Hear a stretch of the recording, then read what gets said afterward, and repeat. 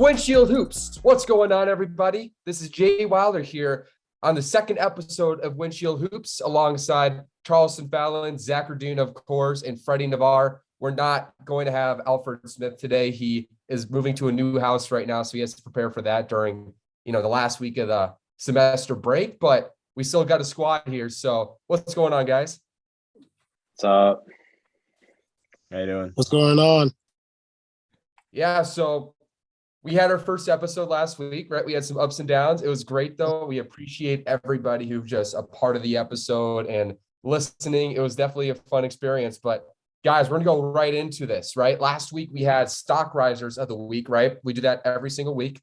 For the new audience that's just listening, that's basically the young players 25 and under who are on the rise, right? Who are just like boosting their stock to us. And we give all this, give a candidate. Last week, we gave 3 candidates, and the winner for stock riser of the week last week was Jalen Duran of the Detroit Pistons, who was my candidate. But now this week, we're all going to give our own candidates for stock riser of the week. And Freddie, I'm going to start with you. Who's your stock riser of the week? I'm definitely going with Tyrese Halliburton. I've been high on this kid, as you know, since college. To me, he brings a certain impact to the game where you have an Indiana team that came into the season looking to be in the Wembayama stakes. He has this team in the top of the East as a young kid, and I haven't seen this since Chris Paul came into the league and took over a team that was supposed to be a lottery team, and they just couldn't suck with this dude. And Tyrese Halliburton is having that type of impact to the point where, I'm wondering, is this kid a true number one, a true franchise carrying guard? Because his ceiling was supposed to be a, all-star level talent. But to me, this kid has a chance to be a legit tier 1 superstar. Yeah, Freddie's right. He's been a huge fan of him since the 2020 draft. I remember our draft conversations. And recently, he had that 1-for-9 game a couple of weeks ago. That was really bad. But then after Zerbiak said he's a fake all-star, he's just been a different breed. He just dropped 43 points on a game winner against Miami. So this guy, absolutely legit. I underrated him pre-draft because Lonzo Ball broke my heart pre-draft, but that's a different conversation for later. But Charleston, I'm going to go to you next. Who's your guy?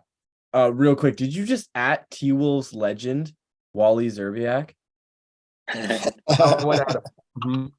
Unbelievable. No, my breakout player, he's not quite on the same tier as Tyrese Halliburton. No one's going to say this guy is a true number one. I don't even think he's a top 4 player on a championship roster. But I do really like him as the 5th guy in your starting lineup. It's Nick Claxton on the Brooklyn Nets. In the last week, he's put up 14, 17, 10, 19, and 10 points, respectively. And then he last night versus the Hornets broke out with 6 blocks. He's been really effective on defense, leading the Brooklyn Nets to have a rating of 100.7 on that end of the floor. And Jacques Vaughn, the way he uses Nick Claxton's switchability and length is kind of fascinating to me. And then the other thing is Nick Claxton's been great on offense, doing all the smaller things that teams led by 2 big superstars like KD and Kyrie need to win games. No, he's not going to be the championship number 1, championship number 2, championship number 3, but he does do all the other shit that you really want to see guys do. Yeah, I absolutely agree. I went on a tangent about him last week on the show because he's like a top 10 percentile rim protector in every single facet this year. And I think that has really changed Brooklyn's outlook because we questioned the rim protection coming into the season. And now look, Nick Claxton's looking like a top 5 rim protector in the league this year. And I think that makes such a huge difference for that team. Zach, what about you? So I was going to go with this guy next week, and then I ended up picking Jeremy Sohan. But I'm going with Emmanuel quickly this week. He's been balling out recently. Last 7 games, over 20 points a game, 40% from 3. He's really stepped up for this Knicks team recently. They're currently playing the Suns in a really weird 2:00 game. They're beating the Suns by 20 right now, by the way, at halftime. I've really been impressed by Quickly. He's had some big passing flashes. of games. I think he had a 15 assist game recently, and then he had a 13 assist game. But his scoring and shooting has been really impressive. And for the Knicks, they need, somebody like that to turn into, he's not going to be number 1 or number 2 option most likely, but somebody who can really be a franchise pillar if they want to do something in the future. I think the funniest thing is, besides Freddy, you guys are like, okay, they're not this, they're not that. They're really not that good, but they're kind of on my stock riser of the week. Yeah, I'm totally playing there. But my stock riser of the week is Jordan Poole. His last 10 games averaging 27.2 points a game. We saw on Christmas. We saw him lead a comeback against Portland, going crazy in the fourth quarter. Did I say he averaged 30.7 points a game his last 4? I know I said he averaged 27 in the last 10, but he's been super dynamic. I'm not a huge Jordan Poole guy. Like, I'm going to join your guys' party and say he's not this, he's not that. I'm not a huge Jordan Poole fan, but I got to give him credit for the way he is playing right now. I do have questions about when Steph Curry comes back. Are you going to start this guy? And if you start him, how's the defense going to be in the backcourt? Is this just a guy that you have to give a show to? And that's when he's most dynamic. And is there a ceiling with Jordan Poole running the show? Maybe he's just a ceiling guy. Maybe he's the best when you give him the show, and he's just not that great in generality, kind of like a D'Angelo Russell. But, I'm going to give him his flowers for the last 10 games because he is showing that slump that he started the season with was a fluke. He's an incredibly dynamic scorer. And I'm giving him this because I'm not a John Morant guy, and he sent that guy home humbled on Christmas Day. So, you know what? Yeah, so right to Jordan Poole. What do you guys think about that one? I like it. We've known this guy is that guy, the microwave, for a little while now, and he's taking it up a notch.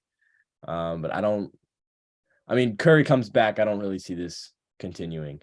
It's one of those, like, I think Emmanuel quickly is on that same level where it's like, yes, he's had these like couple of really fire games, putting up 20 and 15 or whatever he had, but I don't see it continuing just because they're not true starting number 1 point guards.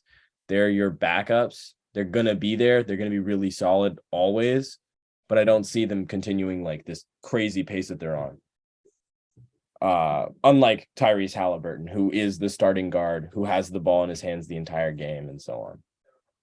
Yeah, like I said, going forward, I think he might be a ceiling player in terms of him running the show, but you got to give him a lot of credit the way he's playing, the way he showed up against Portland in the fourth quarter, the way he showed up on Christmas against the Grizzlies without Steph, without Wiggins, but all these guys were fantastic. So like I said last week, everybody who's listening, this is going to be on a poll on our social medias. You guys get to vote on the official, stock riser of the week. Last week's winner was Jalen Duren. So let's keep going forward with our next topic. Let me get in on this Jordan Poole thing because I slightly disagree because when you look at this Warriors team, you need Klay to be your number 3, and there's an opportunity here for Jordan Poole to be your number 2 guy in the offense because you need this. Aside from Curry, Wiggs, he's gonna give you what he's gonna give you. But ideally, you want him pushed down. You don't want to give him the responsibility.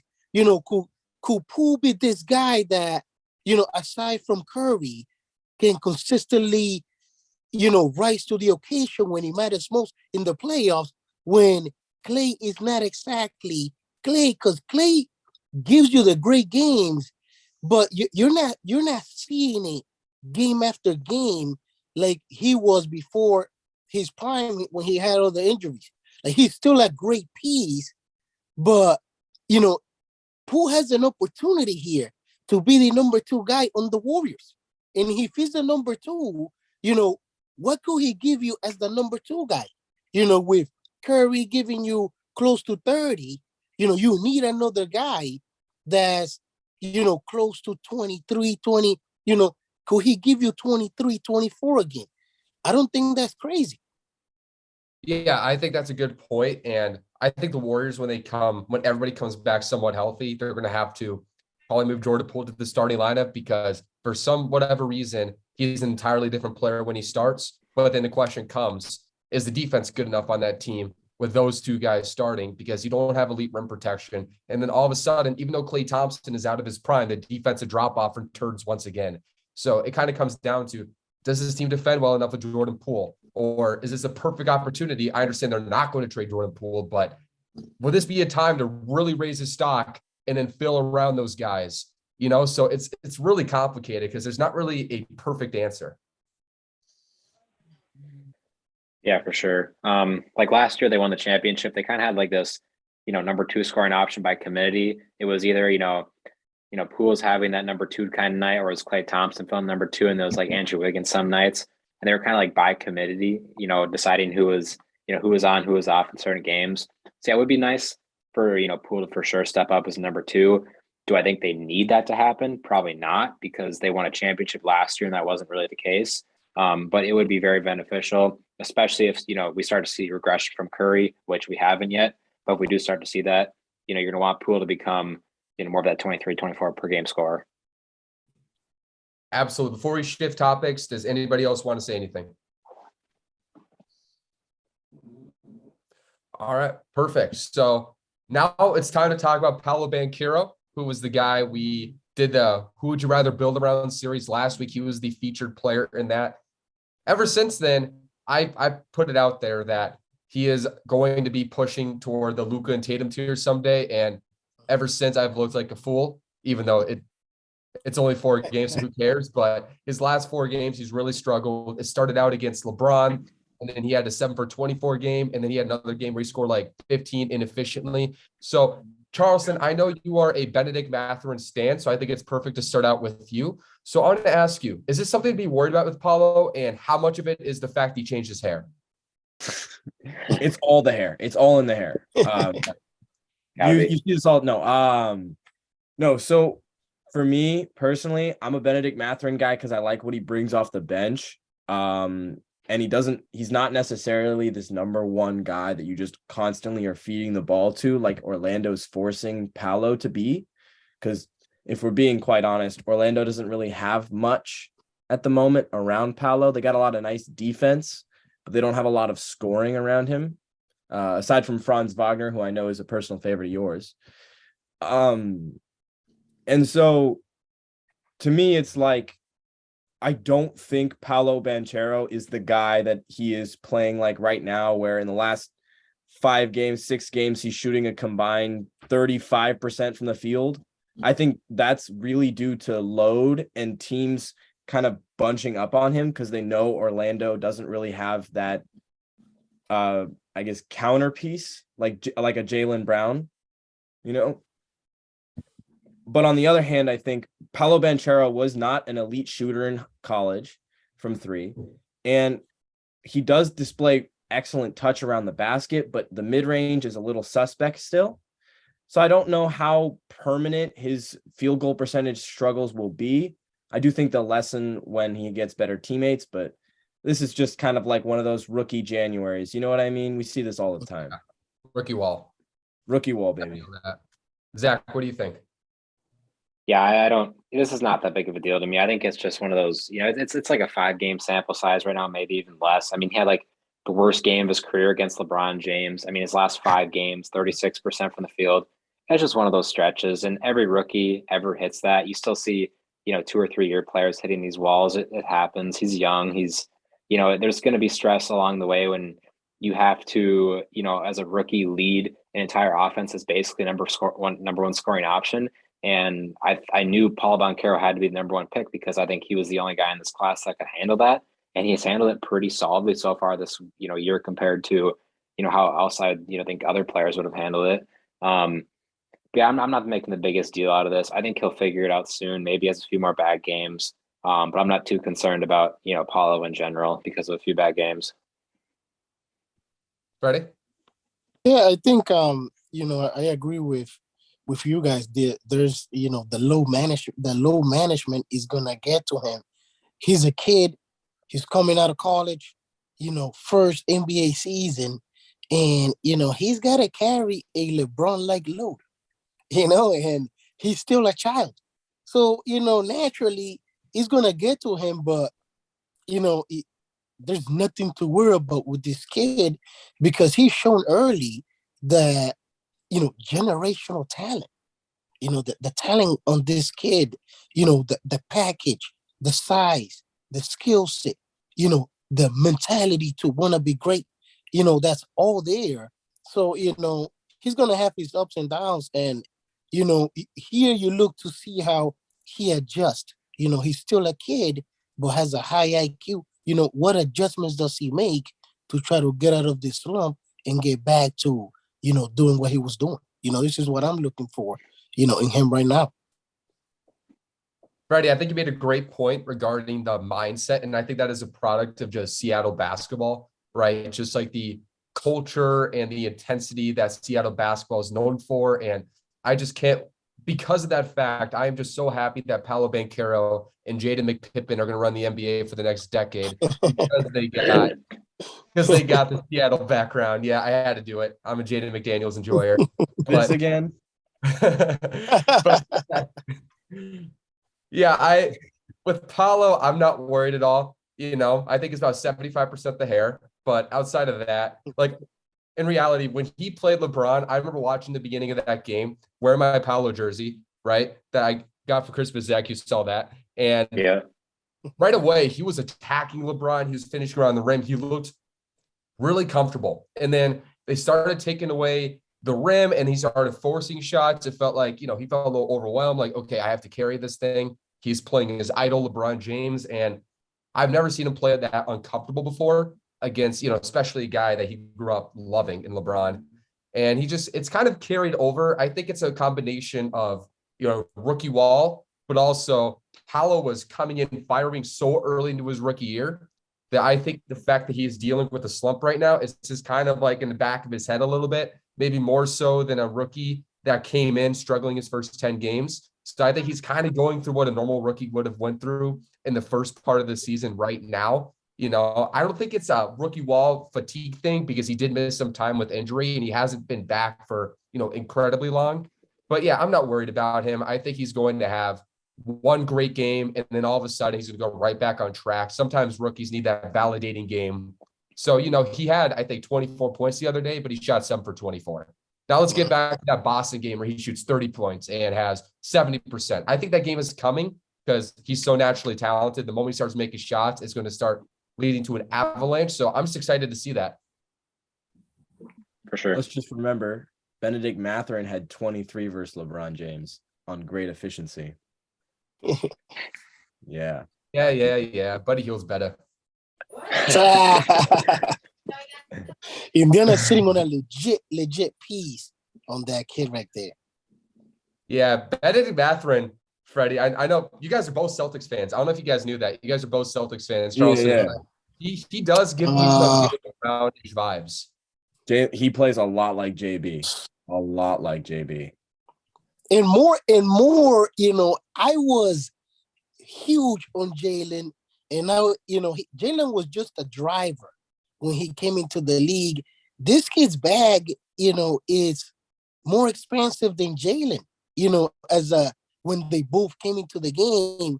So, and he's just as gifted athletically, even more athletic, at times he looks. So if he has it up here, there's nothing that tells me that kid won't be a star. He has it. It's really that simple, right? Like we saw it coming into the draft. He was telling people, oh, whoever goes ahead of me is going to regret it. I'm better than LeBron. I still can't believe it. But he was out there. He says, you have to prove to me that you're better than me. And he comes in playing with that swag and it started right away in the preseason. Speaking of rookie wall, he just came off of his rookie wall. He's been playing great lately. Yeah. And Freddie, you said something about the Jaylen Brown thing, like similar or better package at the same stage. And I think that package that separates Mathurin from Brown at the same stage is the shooting, because that's something Brown had to develop his first few years. Mathurin's coming in just swinging. He's shooting as many threes as he can find. He doesn't care if he's hitting a step back right in your face, pulling up. He thinks he's the best shooter on the court. So I think that's what really separates him from Brown at that stage. Now we'll see if he can develop, at the rapid rate Brown did, because Brown's shot making, that development is as fast as I've ever seen. Oh yeah. Matt, would you trade? Okay, Charleston. I know you love Grant Williams. Would you trade Grant Williams for Benedict Mathurin? Grant Williams, the Batman. Batman. You're asking me if I'm I'm trading asking you an Batman? emotional question, not a logical question. Nah, give me Grant, bro. No, of course. Of course. Grant's on an expiring contract too, and I don't really want to pay him the $20 million he deserves. So yeah, I'll take that deal. I'll take the deal. Yeah, that was such a stupid question by me. But yeah, so I think we covered our Paolo Banchero topic here. So I'm gonna go shift gears here, like LeVar Ball likes to say, and I'll talk about the Western Conference, window right here, because it is so tight right now. And the number one seed's been flipping between Denver, Memphis, New Orleans. It's kind of gone back and forth. Utah had its insanity run the first part of the year. That's kind of over. And I think nobody knows who's coming out of the West this year. Nobody does. So, Freddie, I'm going to ask you, among all those contenders in the West, outside of the Timberwolves, which team has the best chance to compete for a championship or go out of the West? In the West right now, as you're saying, there's no separation. The top 5 is within a few games, but nobody is sitting on a piece like the Joker. And there's a reason why that team sits at the top of the West, because he's at the height of his peak. This is it. The Giannis and Joker era is this one.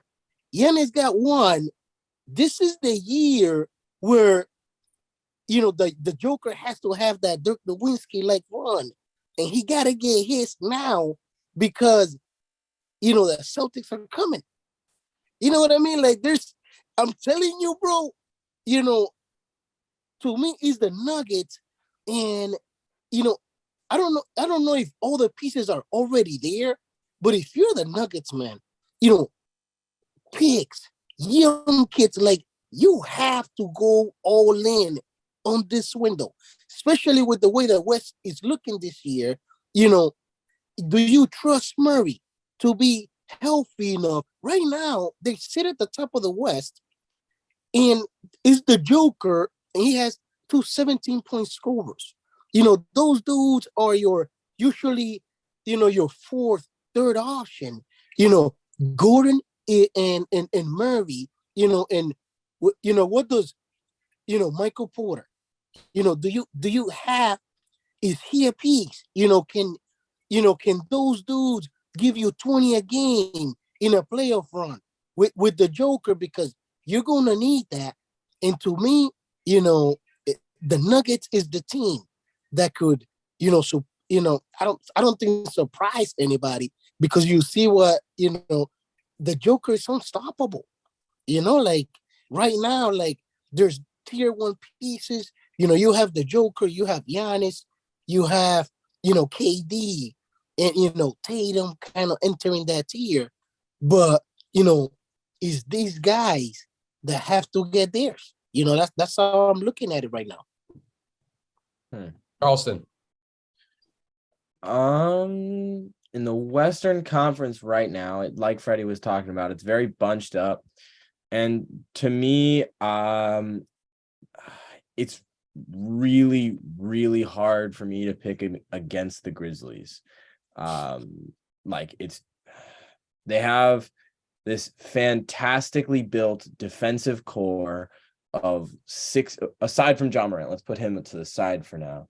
They've got Dillon Brooks, who's in the Defensive Player of the Year rankings right now. I think he's ranked number 4th. Jaren Jackson Jr. just had a game with like 8 blocks versus Zion Williamson and the Pelicans, in which the Grizzlies won. Steven Adams has, throughout his career, been a great rebounding and defensive center. Desmond Bane has been playing good defense. The offense has fallen off a little bit, but the defense has still been there. And then they have like this group of wings: John Conchar, Zaire Williams, what's his name? David Roddy, and that 7-footer Santi Aldama off the bench. And they just blitz you with all this length on defense. And I trust that. And then on offense, they have this really nice like flow between these erratic Ja Morant drives and the Desmond Bain shooting threes and Jaren Jackson Jr. hitting his threes. And they don't have a lot of guys that I can just say, oh yeah, nah, we can just leave him open the entire game and help off, right? Versus a team like the Pelicans, I'm looking at Herb Jones and Najee Marshall playing 25 to 35 minutes a game and saying, you shoot 30% from three. I don't have to guard you, right? What about Brandon Ingram comes back? You still got Trey Murphy shooting around there. You still got Devontae Graham shooting off the bench. You still have guys like that. They can still shoot, but then it's a trade-off. Do you want the defense that Herb and Najee Marshall provide, or the shooting that Devontae Graham and Trey Murphy's a little Trey Murphy defense. Trey Murphy defense, but I'm talking specifically about like in the starting lineup, right? The Pelicans need McCollum as their one. Zion's in there. Jonas Valanciunas, you really trust him to hit his?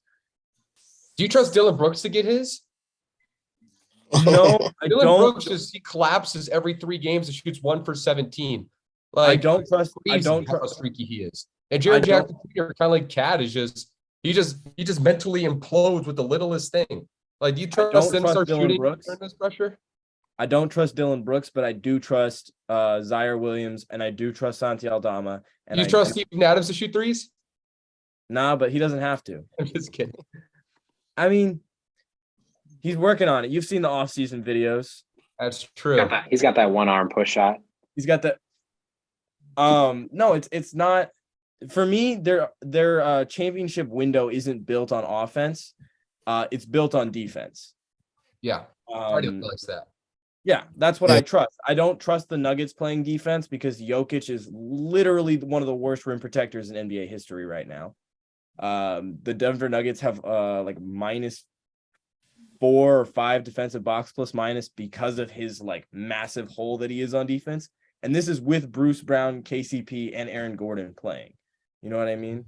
So I don't trust that. And then on the Pelicans, I like Herb Jones. I like Najee Marshall.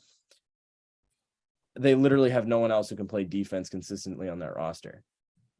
Brandon Ingram's all right. Zion Williamson is bad. Jonas Valanciunas is big, but not very good. Zion's been good lately, though. Like, I've been really impressed with his defense the past couple of weeks. It's improved. It has improved from the past 2 years because that was awful. I don't know if y'all remember rookie Zion. He was getting blown by everybody. But still, I trust Memphis to play defense, and that's how you win rings. The Warriors played defense last year. The Celtics played defense last year. The Bucks and Suns 2 years ago played defense. That's how you win a ring. Mm-hmm. Hey, Zach, what do you think? I'm going to side with Freddy. I personally think that if I had to pick a team to come out of the West right now, I would pick Nuggets. But for the sake of the conversation, I'll talk about the team that I would pick to potentially come out right behind the Nuggets in the West. And maybe a little bit of a hot take. I do have a lot of questions about their bench scoring, but I don't think that there's any team in the West that has as high upside still as the Golden State Warriors. And I just really trust what they can do when they're healthy, when Clay is flowing, when Poole's flowing like what he is right now. They might have to make some moves at the deadline. Do you keep James Wiseman and some of the younger guys? Do you move on from some of them to get pieces that can help you win right now? But if we're talking teams that I think can make championship runs, I think the Warriors are still one of the top teams despite being the play-in currently right now. I just think there's no team in the West that has more upside than them. Man, this conference stinks. I'm just gonna say that first. It's like the NFC and the NFL, where it's a lot of B+ teams, and every team has a big hole. Memphis, I could see mentally imploding in the biggest moment between Dylan Brooks and Jaren Jackson Jr. I can see that being a disaster in the playoffs. Denver, they're the 24th ranked defense right now. That never wins championships, right? So if I had to ask you who's going to win the championship out of the West, I would say none of them. I want to say that completely honestly. I do want to say one thing where I agree with them on the Denver thing. I think Denver would be despite Ja Morant slashing, I think it'd be a nightmare for Memphis, which might sound crazy because they're so like anti-Memphis. They're so slow and they're so patient and they're not going to fly around and hunt for you. You know what I mean? Like if you're going to go yell at Jokic to try to smack him and piss him off, he's just going to laugh at you and just wait until the next play opens up. You know, it's sort of spur-like the way Jokic plays the game of basketball. And I just think that can be, you know, the biggest, what's the word? Kryptonite. Kryptonite's the word for Memphis. But I'm going to give you guys a different team that I think I don't trust them, but I think has the best chance to win the championship in the West. It's the Clippers still. And, you know, this Clippers team is still top 6 in the West. This team, Kawhi Leonard, has played a lot better this past couple weeks. Paul George is still a top 20 player in basketball, does it on both ends. Zubac is having a great year, right? You're deep, unswitchable wings, which is playoff basketball. You know, John Wall hasn't been quite the same. Reggie Jackson's streaky, but any given night in the playoffs, they can give you problems, right? All these teams have big flaws, and you can argue Kawhi Leonard is the biggest flaw in the Western Conference because you don't know what Kawhi you're getting. But if you're asking me who has the best chance to go in the finals and make noise, it's the Clippers. And I think at the deadline, I still think they should go for that one last tertiary score. Like maybe you trade off some of that wing depth for like a D'Angelo Russell type, right? Something like that. Like you get a third guy who can give you 18 a game. I still think they're missing that. I like Norman Powell. He's really good. I think he's number 4 offensively. So this team has holes, but this is a team that can pride itself on defense as well as anybody. You still have championship experience on this roster with Kawhi Leonard at the helm, and they're just the most talented. So I don't like any of these teams in the West, but if I had to throw a pivot and say who has the best chance to suddenly, magically, in some mythical world, figure it out, I think it's the Clippers. Something interesting I'd like to point out about the Western Conference, as James was mentioning, is that there's just a bunch of B-plus teams. I mean, Denver and Memphis to me are like a cut above the other teams in the conference. Maybe an A minus. Yeah. But then I think the Pelicans, Mavericks, Clippers, Kings, Suns, Blazers, Warriors, Jazz are all like sitting on this very same level. So there's about 10 teams in the West that I could conceivably be like, if Damian Lillard and Anthony Simons shoot 40% from 3 during the playoffs, do they make the finals? You know what I mean? And it's not to say like, oh yeah, that's the most likely possibility. But like, as Zach was saying, the Warriors are the 9 seed or 10 seed.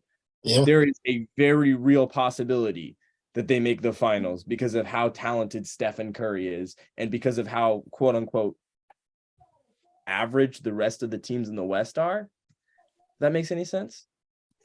What are you doing, bro? Why are you mentioning Utah? Let's be real here. Okay, Utah was not the right They're one. They're 19 and 20 now after being the number 1 seed for a month. Okay, I misspoke. Utah, fuck Utah. Fuck Lauri Markkanen going to the finals. Okay. If we're going to mention Utah, you know what? I'm going to say this. I think come to Jesus Timberwolves might do something. Let's just do that. Okay? Because if we're going to go bet on wild cards right here, there's still a wild card. I don't believe in the Timberwolves, but I think if you're going to go say like if this and this and this and this, if post-therapist Timberwolves figure it out, they're still a top 4 team in terms of talent in the West. You know? Yeah. So if we're going to mention Utah and Portland and all these teams, no. Portland can't guard this. They still can't guard this little water bottle I have right next to me. Right? I don't think they can guard me after drinking a bottle of Celsius. Like I don't trust Portland. Like all those teams in the West, the top teams you mentioned, I think, I think Grizzlies and Nuggets are probably the best right now in terms of odds to get into the finals, but I'm still going to stand on it. I think the Clippers figuring it out. I think they have the most upside. I like that take. I like that take. Not crazy. All right. Crazy. So the East is way more interesting. Big time. 100%. Okay. Is there any last comments we do before we shift topics? No, I'm good. Off topic, or it's in topic, but it's off topic. My typo just made the coolest headline ever. What Think typo? about it. We're about to talk about the Chicago Bulls right now, right? About tearing down the Chicago Bulls, right? Hmm. We're going to talk about if that's necessary. But I accidentally misspelled it and I said bull tear down. That rhymes with full tear down. That is the coolest headline. Bull So tear I'm down. going to go with that. Should the Chicago Bulls go bull tear down? Freddie, I'll start with you. Man, you know, there's not enough there. It's like, what are you doing? Like last year, you had the Rosen taking the biggest H32 leap I've ever seen in my life. This never happens. And you figure he will come back somewhat down to earth. And you have Sack, who's a legit piece. I'm big on Sack. I think you drop him on any squad, he's gonna give you 25, 5, and 5. And that's a legit piece on any team. But is he gonna be healthy enough? Lonzo Ball just started jumping. Like, bro, Lonzo just started jumping. And Vucevic hasn't, you know what I mean? Like, he's not a legit piece. He's a nice piece when you have a a loaded team. Like you drop him on a team like the Celtics with Tatum, with Brown, with all these other pieces, then he can, be an impact player. But for what Chicago needs him to be, you know what I mean? Like, and if you flip everybody, you go full tear down, this is a good year to do it because of how good the top of the draft is. And you're already sitting down there. It's not an awful idea to, Levine, DeRozan, Vucevic, they already at the height of their prime or right there. This is not a championship team. This is not a contending team in the East. So it's like, yeah, it just makes sense to me. It just makes sense to blow it up. Dak? Yeah, I mean, like just completely logically, like I know there's some teams that are competent with just making the playoffs some years, but if this team's goal and this organization's goal is to win a championship at some point, tearing down makes sense. I mean, the team doesn't really have cap space in the future. Your number 4 draft pick in 2020, Patrick Williams, has not panned out like a number 4 draft pick should. They don't have too much, young talent in the system right now. Dalen Terry hasn't played very much. He was their first round pick this year. I don't trust Lonzo Ball's health. I don't trust Zach LaVine's health a lot. I don't think this team is a championship number 1. I don't know what their path is to getting that. Like they might not even have their draft pick this year. It's top 4 protected to the Magic. I don't think they land a top 4 picks. I don't think they're going to have a first round draft pick this year. I think they might have one from a different team, though. I'm not too sure. But like if your goal is to win a championship at some point, yeah, you probably should tear it down right now. But I mean, we'll see what happens. It could be a really interesting deadline if they try to ship off their top 2 guys. What about you, Charleston? The Bulls are 17th right now in defensive rating, and they're 19th in offensive rating.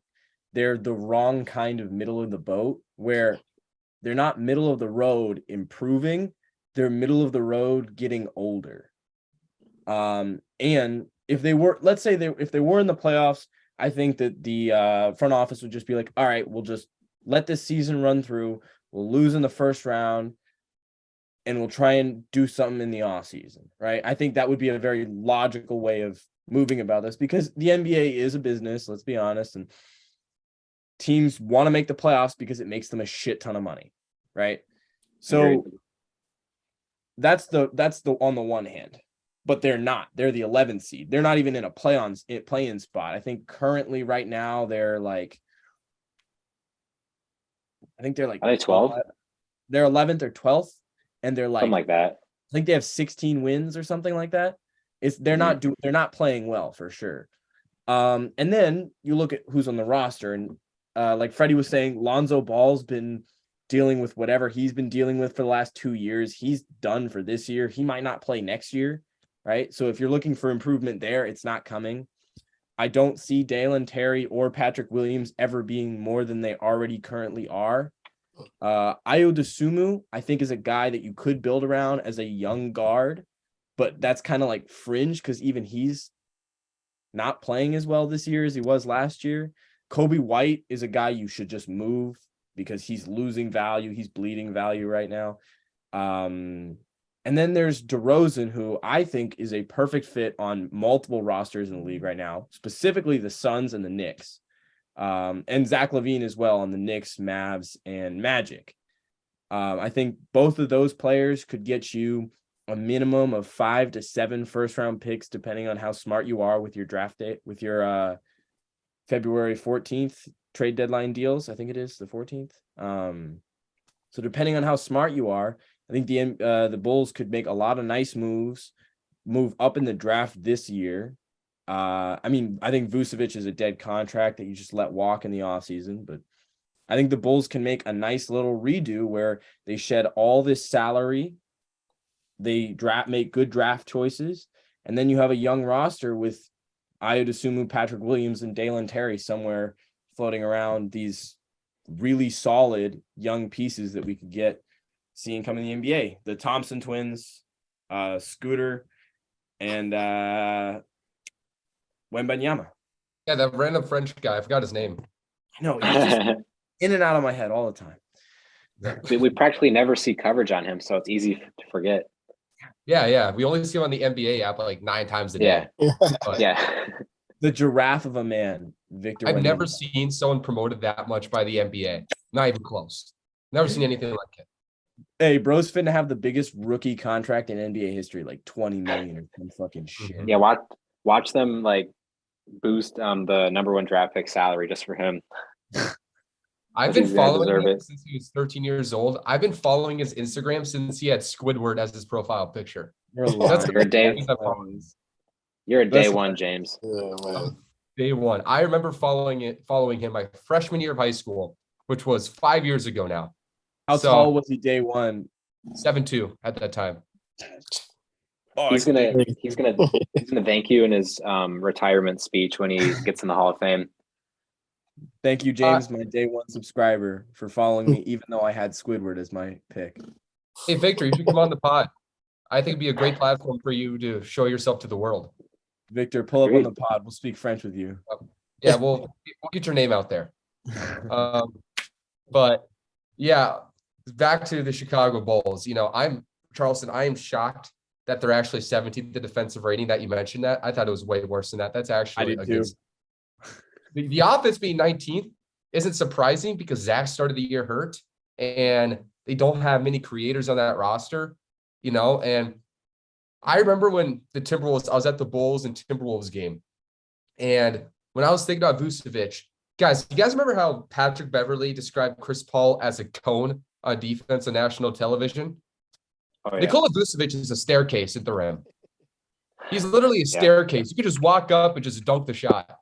Like, he is one of the worst rim protectors in the NBA. He is in his 30s now.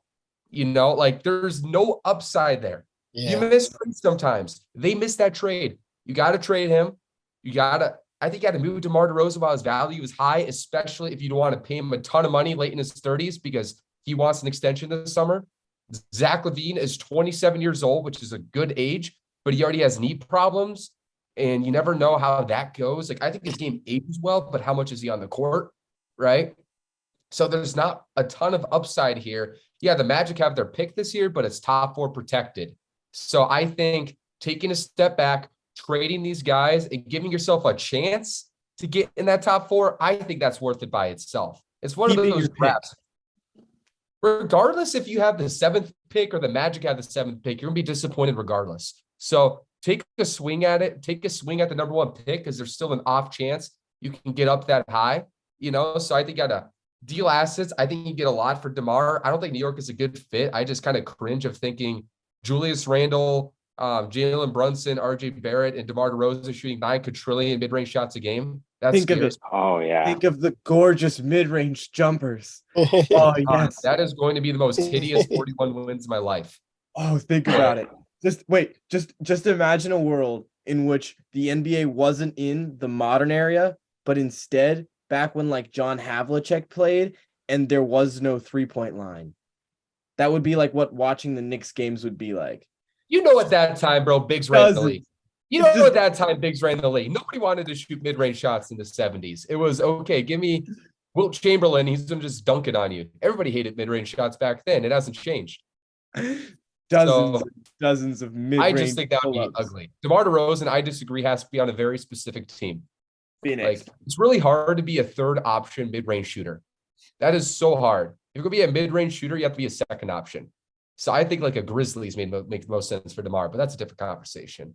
But I actually like that fit a lot. Dylan Yeah, Brooks, Steven Adams, first round trade pick. Grahams, get them the heck out of Memphis. Honestly, make an entire city of 9 million people hate him. That'd make me even happier. But I'm just kidding. But yeah, Chicago is in a spot of mediocrity. I think you get a decent amount for Zach, especially with how he's played since late November. He's been averaging 25 points a game, which I thought was coming. I didn't think he was as bad as he was in the beginning of the year. He was coming back from injury. You know, just trade these guys. Like Patrick Williams been disappointed, but he's kind of been like shoved in a box the beginning of his career offensively. See what he has, right? I even think in that case, just keep Kobe White because you're still not getting much from him regardless. And Ayo Dosunmu, you know, they got some young pieces. Dalen Terry is probably an Alex Caruso type player if he hits. So might as well trade Alex Caruso as well. You're not trading Lonzo, I guess keep him. Like, there's no reason to keep this team together. Chicago Bull fans are upset. You can tell from Kenny on YouTube, you know. So yeah, there's really no reason to keep this core together. Agreed. Speaking of, do you want to just move on to our next topic, the Knicks deadline? We're talking about Zach LaVine already. You know what I mean? Okay, that's fitting. Yeah. Right. We're in 2022. It's time to start to talk about the deadline a little bit because we know what some of these teams are. Some teams have a boatload of assets and some teams are the Timberwolves. So we'll see. What do you guys think about the Knicks deadline? I'm going to ask Charleston because he seems very skittish about this topic. Trade everything besides Randall, Brunson, and Barrett for as much good players as you can get. I don't really like seeing Obi Toppin play. He's hurt right now, but like he's just not a fit with this Knicks roster. I think Mitchell Robinson is not a fit with this Knicks roster. I like their backup center, Isaiah Hardenstein and Jonathan Sims more than Jonathan Sims, right? That's his name. Which player? Jericho Sims.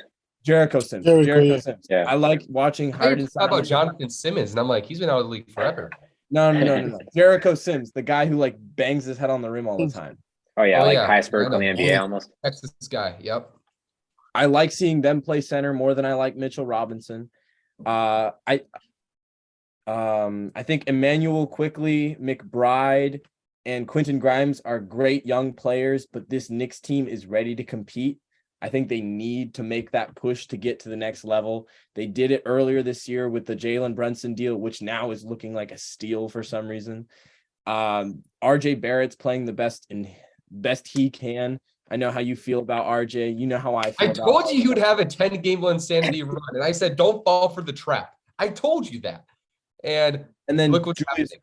Julius Randle's having the second best year of his career, and he's been true. I'll give you that. I think it's time you make a deal for Zach LaVine. Zach LaVine would be an awesome fit. I like Markelle Fultz as a backup point guard. Jonathan Isaac, if he can finally get fucking healthy, would be a great piece. Terrence Ross, great piece. There's a lot of just like, I want to call them floaters in the NBA, guys that move from team to team. Robert Covington is my favorite example, is a guy who just comes off your bench. He plays very good defense, shoots threes. He is what he is, you know what I mean? And I think the Knicks need to trade for as many of those as possible and kind of lose some of the stuff they have. Like Derrick Rose and Evan Fournier make like a combined $30 million right now, and they sit on the bench all game. Yeah, Derrick Rose has to go. Oh yeah, for sure. Send back to the Bulls. Send him back to the Bulls. Charleston, you might be cooking. We'll see. They got so many firsts too. They have 2 Dallas picks, a Washington pick, 2 Dallas picks. Yeah, Chicago. 5 Knicks They have picks. like a Detroit pick sitting there somewhere. They do. They have And they have a lot. They had a lot from the Ousmane Dieng trade in the draft. They have Yep. OKC.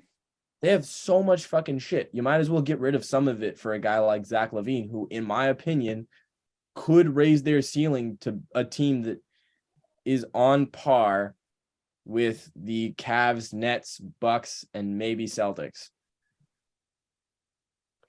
Yeah, I was gonna bring up their draft capital because I think they have the third most first round picks in like the next like 6 or 7 years or whatever it is, behind like the Jazz and the Thunder. So like they have a ton of assets here, and like Charleston brought up as well, a lot of they got a plethora of young guys that maybe don't fit there fully right now, but you can get value with somewhere else. So this is a really good deadline for them to maybe attack something. Maybe you go for like a Levine or some in that Bulls squad. Maybe you do minor moves. But at some point you'd expect this massive market to unload all their capital. Like we thought they could do that for Donovan Mitchell, but they didn't. Like they're gonna do it at some point. Maybe it's this deadline for somebody like Levine, or maybe it's in this off season. But I think at some point they're going to unload it because that's that. The owners they're gonna make so much money if they do something like that and they become maybe a contender. And yeah, they have so much capital right now. Ready? Yeah, and I have one of my boys who's a diehard Knicks fan, and I feel bad. I'm a Celtics fan, and I want this team to be good. I've been wanting them to be good for a while, and they just they always microwaving the progress, and it's like you never get through a rebuild. For a while, you were but in my era of basketball, a destination, but you always got a Carmelo, but never had enough around him. And now you have this team. You got Brunson, who his turn. When I see Brunson, bro, he reminds me so much of the IT that we had on the Celtics that have been overlooked and eventually got to become a legit option for a team. And this dude's cold-blooded. I think in a playoff run, this dude could give you 26, 27. He's a perfect piece on this squad. And for a while I've been saying, blow this up. What are you doing? It's like, Barrett he's not good enough to carry you, and they were hoping he turns into that piece. Now you kind of know he's not going to be that piece. Julius Randle, bro, you can count on this dude to give you 20, 10, and 4. Even if you have another big piece. But so because of all the draft capital, because of all the children, but you have all your money invested into these dudes where their window is now. Julius Randle, Brunson, 26, 27, 28. If this is what you're building around, then like you guys said, throw all the chips on the table. You know what I mean? Like, could I add a Karl Towns? Could I get, throw in all these draft capitals, all these children at the Wizards and add Brad Beal and Porzingis? Would that make them interesting with the way Porzingis is playing? Where you have maybe a 2-3 year window with Porzingis at the thick of his prime, next to a Julius Randolph, with a Brunson, with a Brad Beal. That's a team that you could tell me they could beat the Celtics, they could beat the Bucks. You know what I mean? Like, that's a team with a ton of balance. You know what I mean? So I feel like they have the capital to pull that off. So I don't think a Zach LaVine puts you there. Not alone. You need another piece. I think that this is why I thought of the Wizards, because what are the Wizards doing? You know what I mean? Like, you're gonna have to make a move at some point, and the Knicks are star hunting. Brad Beal is now. You're looking at that contract, and you're like, dang, like, with what he gives you, you know what I mean? Like the Knicks have enough to add those two pieces, and I will say they could come out the East, with a roster like that. I know this is like 3 minutes ago. I'd want to be an instigator here, which means I want to be an instigator here. He just totally called out RJ Barrett, Charleston. How are you going to take that? I'm perfectly content to allow the RJ Barrett hate to continue, and I'll let his statistics do the talking for me. I know the 19 points at 42%, man. Ooh. No. The Knicks are just something to throw out there real fast. The Knicks are currently top 10 in offensive rating, defensive rating, and net rating. And some notable teams are actually behind them in net rating, like the Milwaukee Bucks, the Dallas Mavericks, the Utah Jazz, James's Clippers, the Warriors. Don't ever associate me with the Clippers, man. Don't associate me with the Timberwolves either, man. Just associate me as an independent man. But no, I think the Knicks have something going here, and I think they need a little more.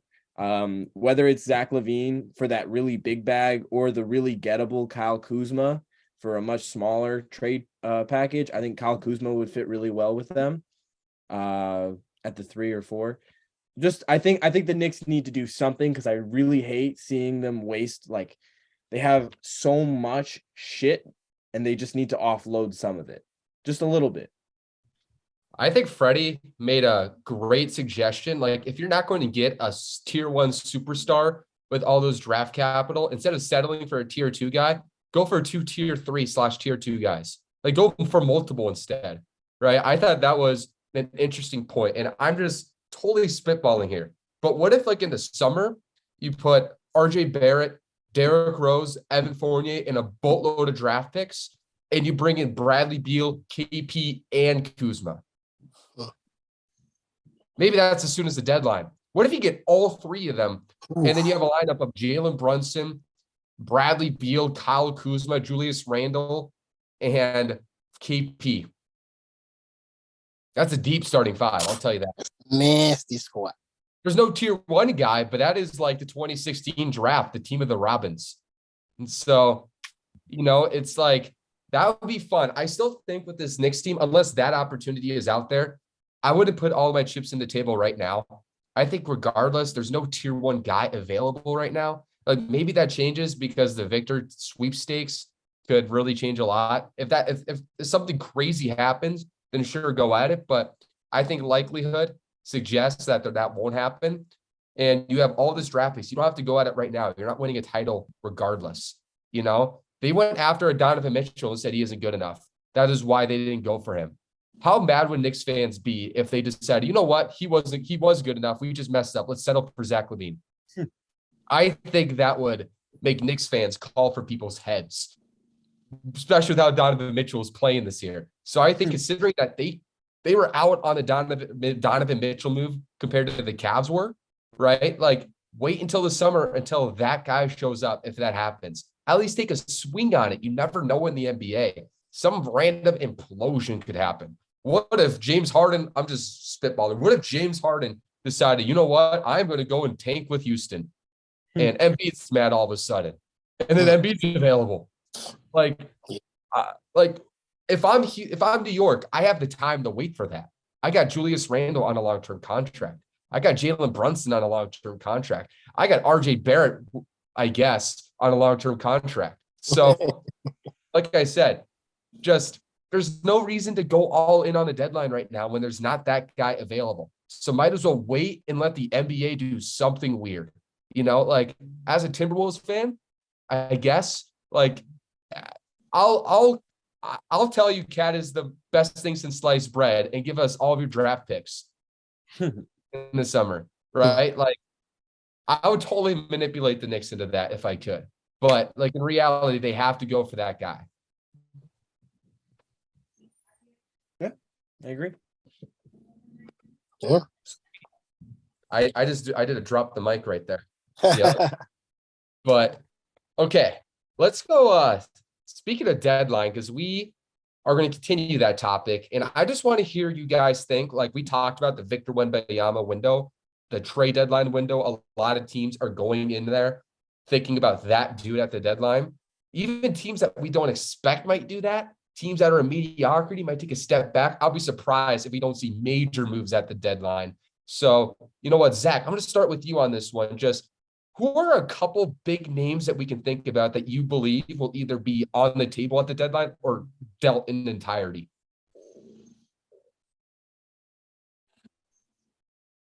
Can't hear you. You're on mute.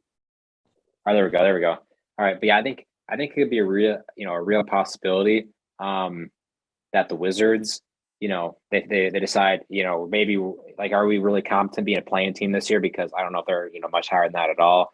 And they might figure out, oh, maybe we don't want Bradley Beal on this deal for this long, and we decide, hey, let's go try out the draft waters and see if we can get a top 3 pick even, and they ship off somebody like Bradley Beal. I think that could be a likely scenario. I don't want to say like a guy like Damian Lillard anymore because he just extended his contract there. He's consistently said over time how he just wants to stay there. So I don't really buy into Dame wanting out really. But really the top name I can think of right now is like a Bradley Beal type, and then some guys from the Bulls like we've been talking about. Okay, Charleston. It's the same guys. I feel like this year, it's all the Wizards guys, all the guys on the Bulls. I think that John Collins is pretty available right now. Jay Crowder will probably be. Jay Crowder is 100% getting moved. I don't see a way in which he stays on that team.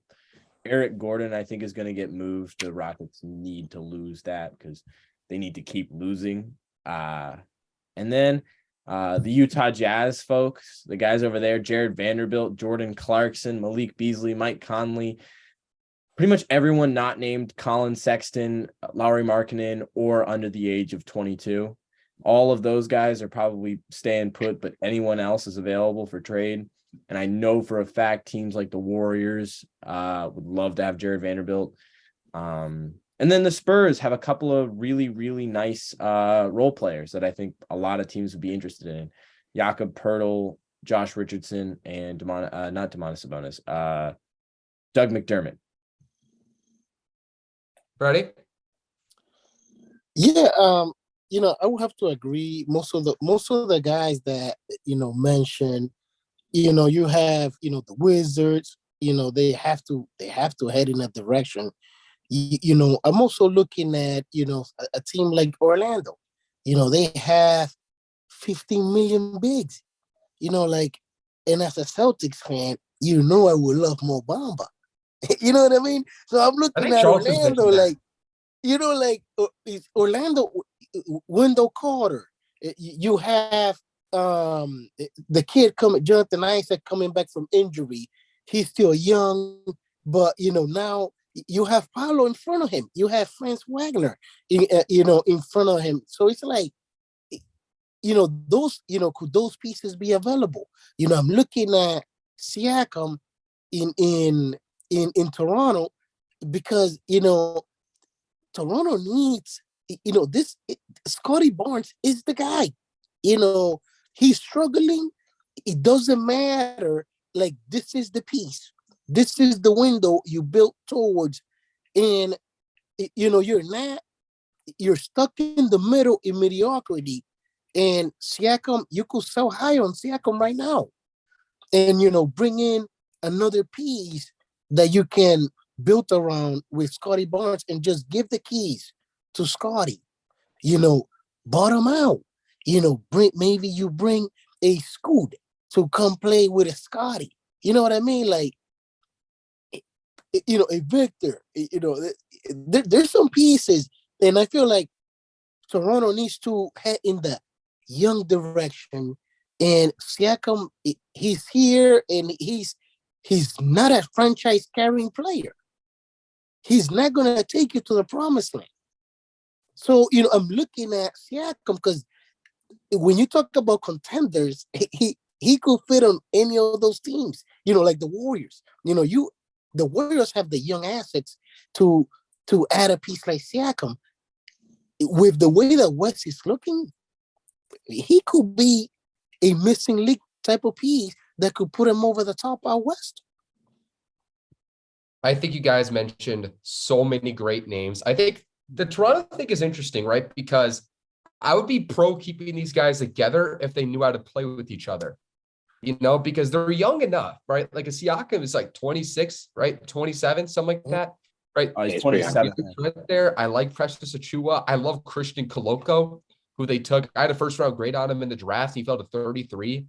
Like they have a lot of they have some decent young talent on that team. And OG. I think OG, obviously, it's weird because it felt like, Masai Ujiri, he threw an experiment on all of these long, rangy, versatile wings that aren't great shooters. And it just hasn't worked yet. And that would make sense for that team to pivot, especially off of a Fred VanVleet, who I think is going to be in that one career all-star type of conversation for a long time. I don't think there's much more upside there with Fred VanVleet because he can't put pressure on the rim. He can't hit mid-range shots consistently. So Toronto makes a lot of sense. And I'm just going to say this right now. Danny Ainge has to be licking his chops right now. Because he understands how this lottery works.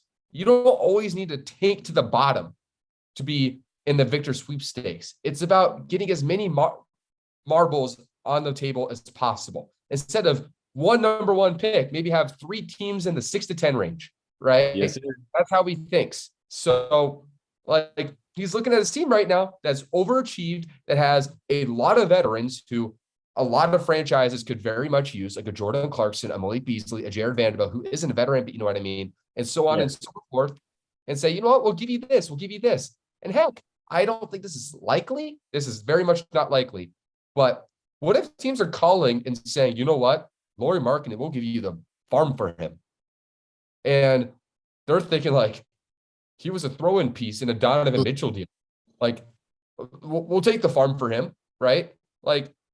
There's a lot of possibilities with, the Jazz. And I love that Freddie mentioned the Magic because they got a surplus of big man. That's another redundant roster. They also got a lot of point guards, and maybe if Fultz is out, maybe, I don't know. I like Fultz a lot, but then you also have to worry about Cole Anthony, who I like more than consensus, and also Jalen Suggs. So, yeah, those are a lot of teams to look at. And I just think this deadline, there's going to be a lot of buyers at the deadline period. And there might be some swaps that really surprise us. I'm curious to see what Portland does because I can see that team leaning in on players. Maybe they deal Hart in pieces to get a bigger player. By the way, Tim Connolly, find a way to get Josh Hart in Minnesota. By the way, I don't know how you do it, but we need rebounding so bad. I was at that game on Saturday against, was it Saturday? Yeah, Saturday against the Pistons. I was screaming at the players, rebound the darn ball. And Hart was bad. Flying everywhere, and he can open shots. I would literally go on, dude. I would do so much to get Josh Hart on my roster. I might wear a Packer jersey for a day, Zach. So you can take mine. This deadline's interesting because I think there's a lot of moving pieces. Jaden McDaniels available? Question mark. No. Stay away. He's safe. No. He's safe. No, I'll tell you this. I think considering people are already questioning how we're maximizing the Anthony Edwards window, if we dealt Jaden McDaniels, I don't know if Tim Connolly would make it out of Minnesota. He wouldn't. He might be trapped here in that case. So, yeah, no, not Jaden McDaniels. Charleston likes playing with my feelings with Jaden McDaniels. He loves to play with my feelings with him because he knows I am a Jaden McPippen enthusiast. So, yeah, but long story short, this deadline is very interesting, especially with teams like even the Thunder. Can I just mention the Thunder here? You guys are right in the conversation. Shea is breaking out. You guys have you guys have a surplus of young players.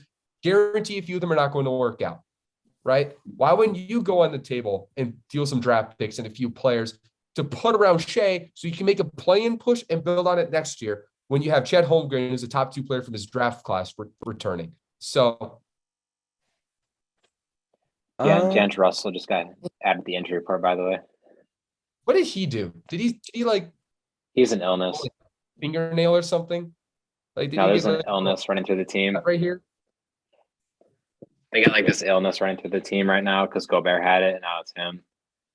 Gosh, Wait, I didn't Gobert know spread the fourth quarter was an illness, but okay. Gobert spreading illnesses again? I guess coming through the Wolves organization. Damn, what a savage. Rudy Gobert, like all over the locker room. By the way, the Knicks beat the Suns 102-83. Julius Randle had 28 and 16. Randle's the deal, man. He's a beast. He's a Yeah, beast. he's having a great year. And by the way, can 2K lower Chris Paul's rating already? They've been so quick to lower Cat and Gobert's rating, but for some reason they think the 23rd best point guard in the NBA is still an 87, 88 overall. Can we stop that? What's with this double standard for Chris Paul? I'm sorry, I don't understand it. What did he? State Farm isn't that good, guys. Why are they so into State Farm? He had 11 tonight, and he was minus 38 for the Suns. So, I mean, yeah, it's they haven't won since Booker was announced to be out for a month. I think they're 0-3 or 0-4 since then. So yeah, we'll see how far they drop, but it's not looking too good for Phoenix. Booker's so good, man. I feel so bad for him right now. He's the best shooting guard in the game right now. No. Yes. I'll take Jaylen Brown. Oh.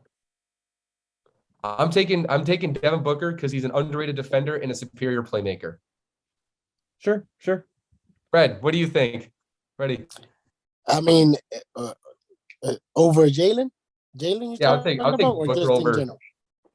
You're taking Jaylen? I mean, what about Shea? Shay's really good. I'm still leaning. You know Booker, what I mean? though. Like, I'd take Shea. He's been doing things legit tier 1 superstar. Like literally you mentioned OKC making a play-in run where we were like, nobody even thought of that team. And it's like they can't suck with Shea. He's too nasty. You know what I mean? Like, and as you mentioned, they drafted, my child Chet, who everybody forgot about.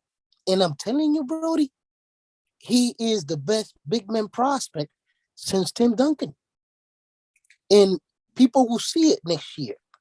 Aren't we about to talk about the best big man prospect since Tim Duncan right now? Literally, it is this gifted, because you have Victor, who is coming in as the best big man prospect since Kareem. You know what I mean? Like, in back-to-back years. Mind you, Paolo went over Shed because he could be literally the face of the league. Like the talent coming into the league is crazy. Yep. And then we got other guys, right? Like Luka and Tatum and Edwards and Ja and Zion, and you add those guys that, man, Benedict I just Mathurin. it's healthy, man. Huh? Benedict Mathurin. And RJ Barrett. RJ Barrett. Freddie, this guy went on my podcast last year and told me that RJ Barrett would be a top 5 player in basketball. Yep, it's happening. Man. Don't question it. But what do you? He's a great defender. Yeah. And to me, my issues with Barrett is, is this dude more than a volume scorer? Well, because he's never been able to really be that guy consistently, and the Knicks have needed that guy, and he hasn't been able to be that guy when they needed him to be. So the numbers, always seem deceiving because they're like, yeah, you can get 18 if you're getting 16 shots up. Mm-hmm. You know what I mean? So it's like, you're not that's wrong. what doesn't convince me about it. You know what I mean? You're not wrong.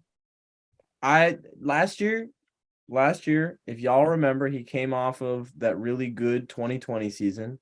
I thought he was going to continue developing his game. I thought he was going to add a little more than he did. And I was wrong. And I'm happy to admit it. But I don't want anyone else to admit it because RJ Barrett. He's still a kid. He is. Yeah.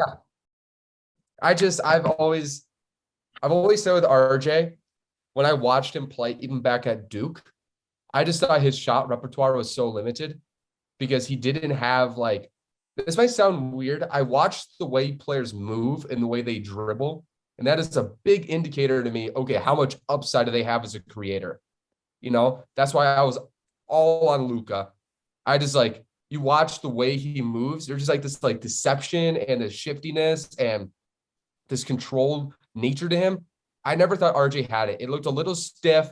He had a stiff jumper. He didn't like going to his other hand. Like a lot of those things, I was just like, okay, this guy was a basketball prodigy growing up. He had Steve Nash as his godfather. He played for his dad. His dad played Canadian national team, right? He is as groomed as a basketball prospect as you get. And he still had like those limitation questions. I wasn't a fan for that reason. I agree. Yeah. Charleston is like, he has like a mask right now that's like the smile mask. And right now it's just pouring in tears. Don't worry. I'm a Timberwolves fan, man. I am numb as well. But, all right. You always have that against me. You can always vote. I'm a Celtics fan. You're a Timberwolves fan. I know. But okay. So we had a call last night. We're shifting topics here. We only got a few more topics left, 3 left. But I thought that Charleston had a very interesting comp for one of the top 3 prospects. I'm just going to say it. The consensus top 3 prospects in the 2023 NBA draft are Victor and Scoot, and to a lesser extent, Emin Thompson, but it feels pretty firm with the way other guys are playing right now. And you know what? I'm going to start out with Charleston here, and I'm going to let him start out with some of his top draft pick comps. So to me, I think that Scoot Henderson plays an awful lot like Kevin Johnson. You might remember him from playing in the 90s with Charles Barkley on the Phoenix Suns. And to me, it's like this combination of the way that they move with the ball as they're attacking towards the basket. And then it's like that freak athleticism that both of them have, where it's this very quick burst, first jump type thing that I don't really see all that often. But the other thing that I really comp similarly to Kevin Johnson is the kind of like low to the ground to then very springy, like Russell Westbrook. I see the Russ comp for Scoot Henderson a lot. And for me, Russell Westbrook is a very stiff, not very fluid athleticism where it's just kind of one big brunt force movement. Facts. Kevin Johnson and Scoot, on the other hand, have this very like up and down kind of flow to them that I don't really see. I have never seen from anyone else besides Kevin Johnson. So I just brought it up last night. I thought it was awesome. That was a good comp. You also talked about Emin Thompson, and you talked about Vic a little bit. Amin Thompson, for me, he reminds me of Penny Hardaway, just because of like, they're both these really big playmakers, but they're not like Magic or Luka size. They're more of these athlete playmakers that you see similar to, honestly, I can't really name anything besides Penny Hardaway. He was Grant Williams, not Grant Williams. Grant Williams. I'm mixing up my guys. He played for the Pistons 33. Grant Hill. I'm sorry. Yeah. Grant Hill. He has like a little like sprinkle of Jake Layman in his game too. Jake Layman. Oh yeah. Dude. Hey, Jake Layman is bouncy as fuck. Don't ever hate on my boy Jake Layman. I'm not hating on Jake Layman. I remember last year when he took over 4th quarter in garbage time and the entire crowd was chanting MVP. I got a video of me after he goes for a crazy dunk, just like throwing my fist and picking up my dad. Oh yeah, I remember that. That was against the Celtics, right? Yes, it was. That was Portland, wasn't it? It was. No, I think it was Celtics because we had like all of our top guys out. It wasn't that game. It was later in the season. Oh, I got it. Oh yeah, probably. But yeah, no. I think that Amin Thompson and Grant Hill and Penny Hardaway, they all move kind of in a very similar way. It's all like, you can tell that their games have all been programmed to just go downhill. And then when you get into the air, find the layup or make the pass. And all 3 of them show this very unique ability to both finish through contact and also make very, very hard reads through contact. They play very similarly to me. Got any Vic comps? No, there's nothing ever been like him. It's Kevin Durant, but 6 inches taller. It's like Victor Wembanyama is an enigma in that he is a 7'4" small forward. It's never He catches existed. the rim like crazy and switches into perimeter. He's a Kevin Durant, Gobert a baby. Yeah. I've always said my comp has always been Anthony Davis plus 6 inches with better shooting. It's like a little bit of Kevin Durant shades, but like a bigger Anthony Davis. But like that's not even a like good that. comp because you're just changing Anthony Davis. You know what I mean? He has Kevin Durant elements to his offense, but like his defense reminds me of a bigger Anthony Davis. Young Anthony that. Davis. He doesn't have that bulk. He's very thin. Yeah, we all AD know. got bigger. But what I'm saying is in terms of the versatility, protecting the rim, but also switching out. I'm him in the league, bro. That shit's gonna be crazy. He is Why couldn't Tim Connolly make that pick top 1 protected? Why did you add an extra swap in the trade? If you're gonna overpay, do it right. it's okay. Right? Okay. Sorry. Top James 1 had to get that out. If we find a way, if that pick turns into Utah, I don't know what I'm going to do. I might cry for you. I might just start following the French league. You have to start watching soccer. You gotta I'll start following Stade Rion. No. You gotta be a Utah Jazz fan. You gotta be like, No. these are Timberwolves players. I They're was just on the wrong team. 1, I don't like Malik Beasley, so no. Number 2, like it's Utah. Come on. Their jerseys just gross me out sometimes. Some of their old jerseys were sick, but like this weird like desert theme they've tried to do the past couple of years, man. I got a pretty good comp that I want to share for one of these top guys. I told you this a few weeks ago, James, when I was doing like a bunch of evaluations on these guys. He's a little lower. He's my number 11 prospect right now. He's a lottery guy. I think Cason Wallace is so similar to Patrick Beverley.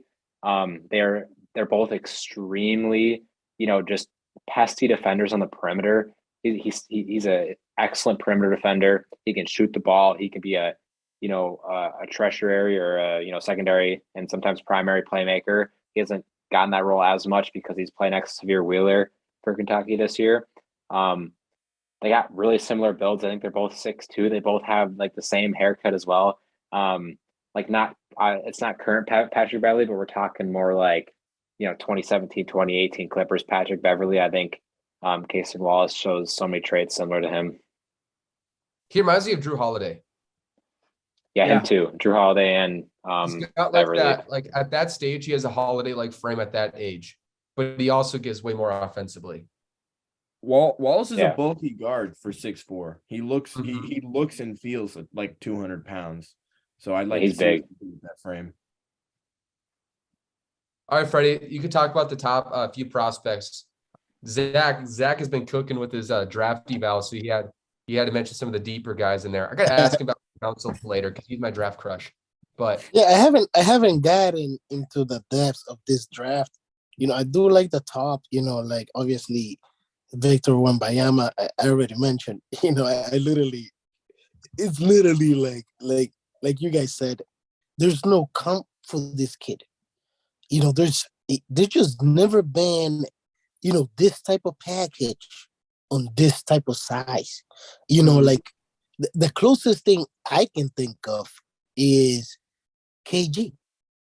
Like a legit 7-footer.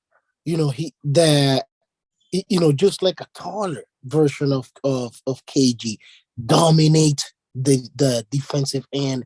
On the other side of the ball, dominate the other side of the ball. But he has an even higher ceiling as an offensive player than KG.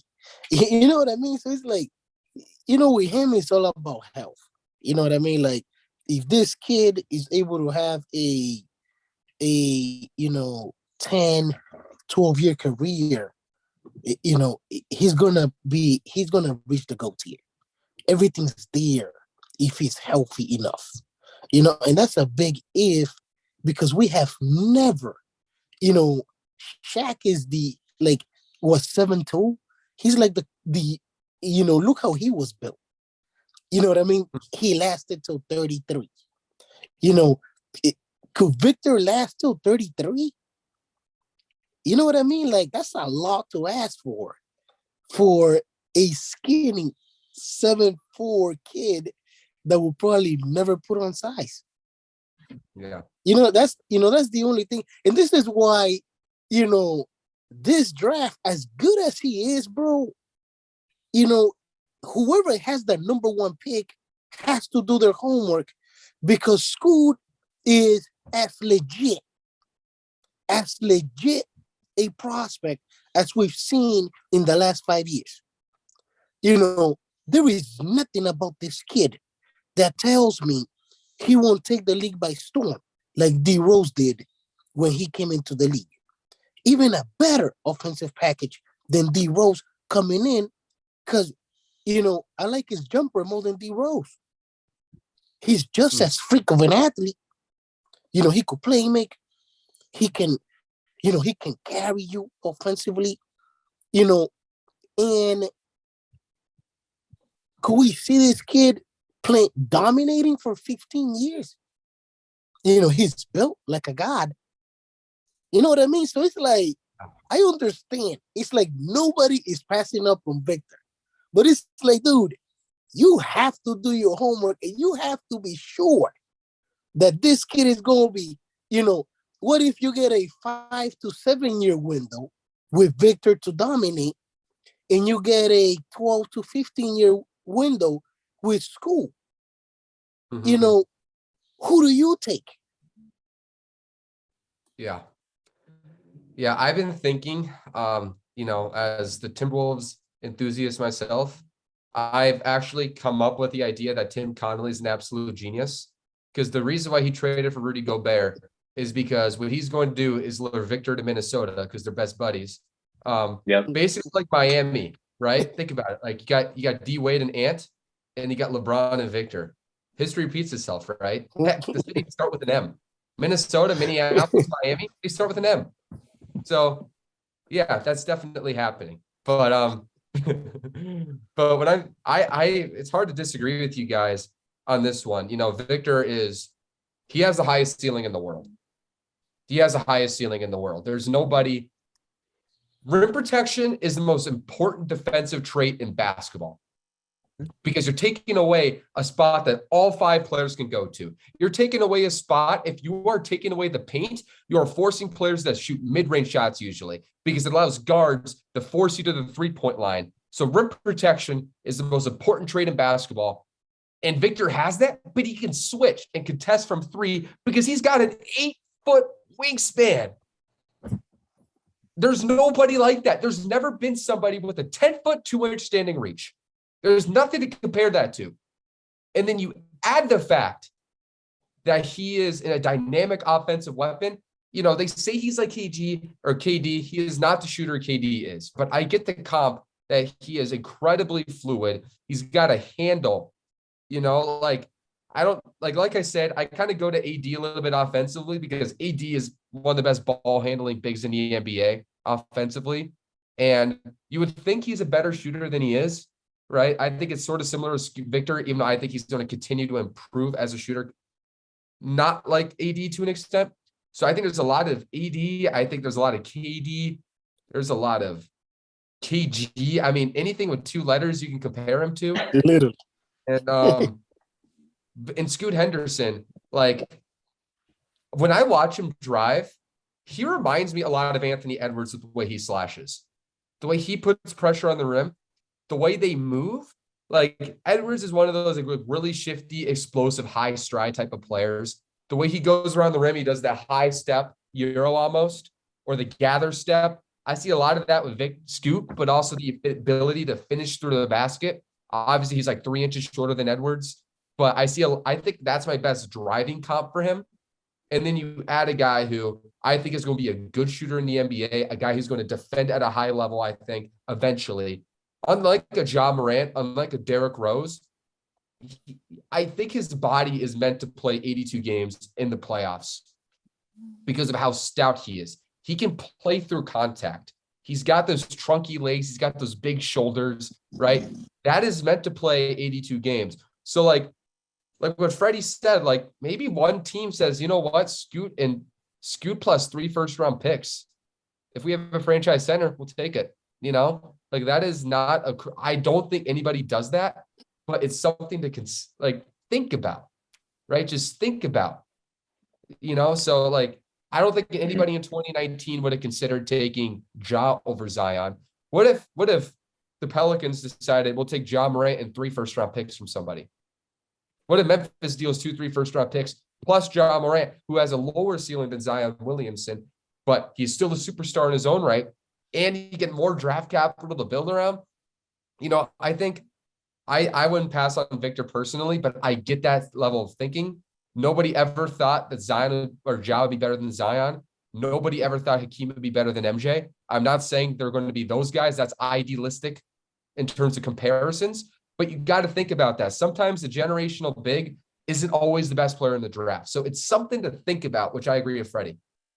Yeah, I think like this draft class, I don't think there's just like one guy that's like, there's one number 1 overall pick in this class. I think this draft class legitimately has 2 guys like at the top. Like I think whoever lands the 2nd overall pick is going to feel like they got the 1st overall pick, because Henderson in a lot of recent drafts is the number 1 overall pick.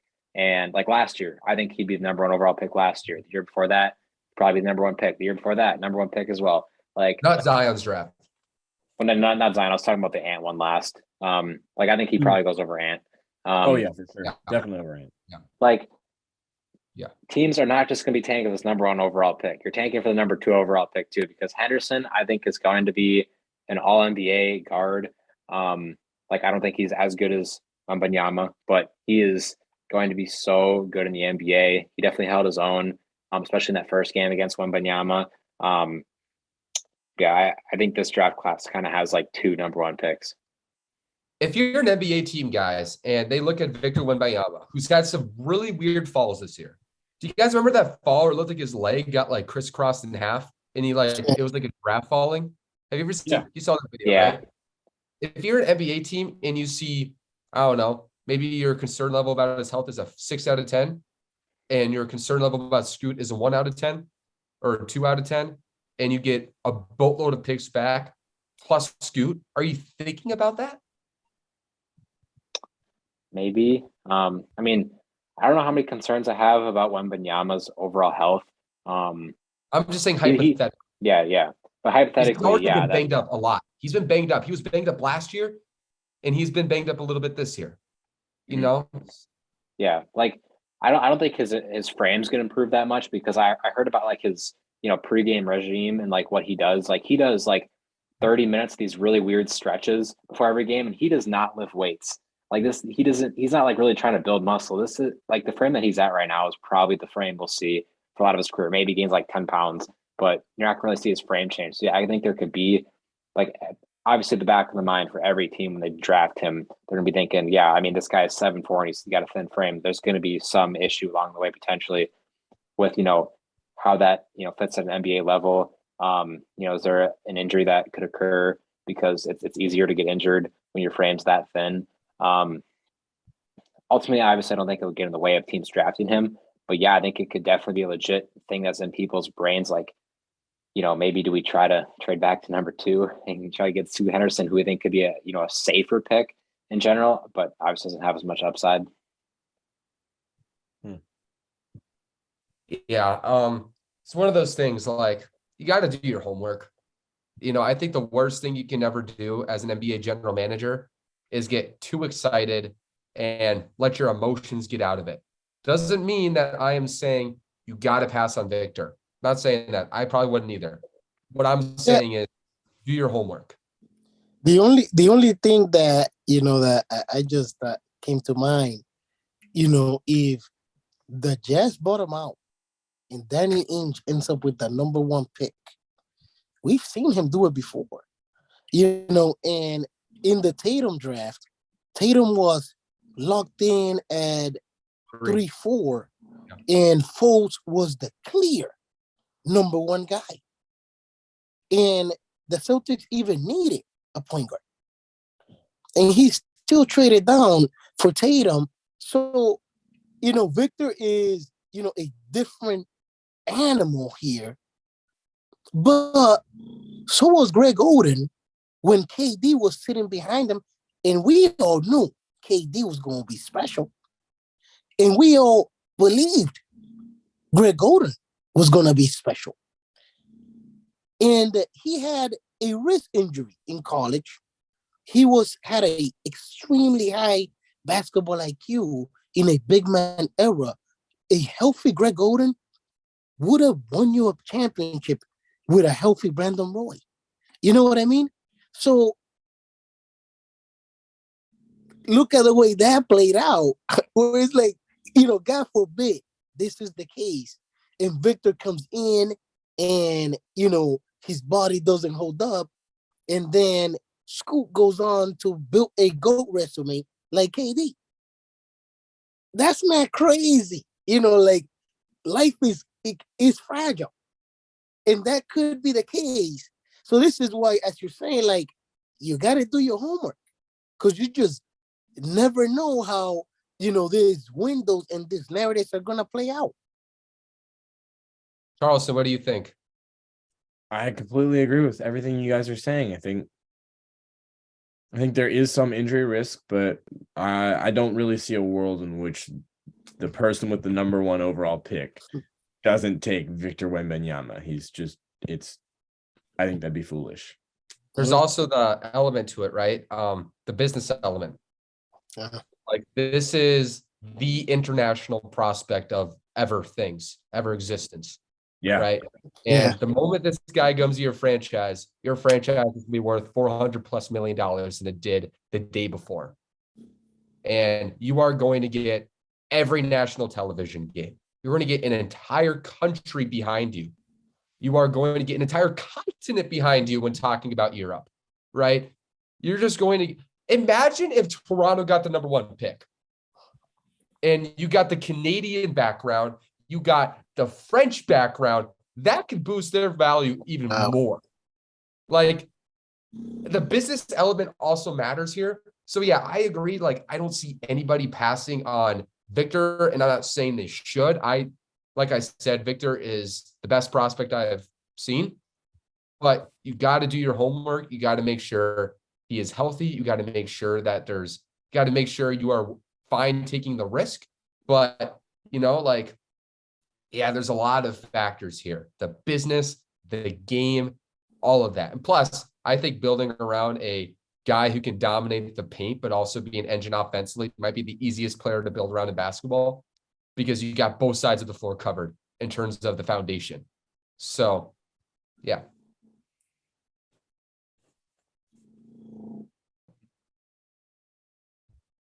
All right, so we just had our Victor Wembanyama talk.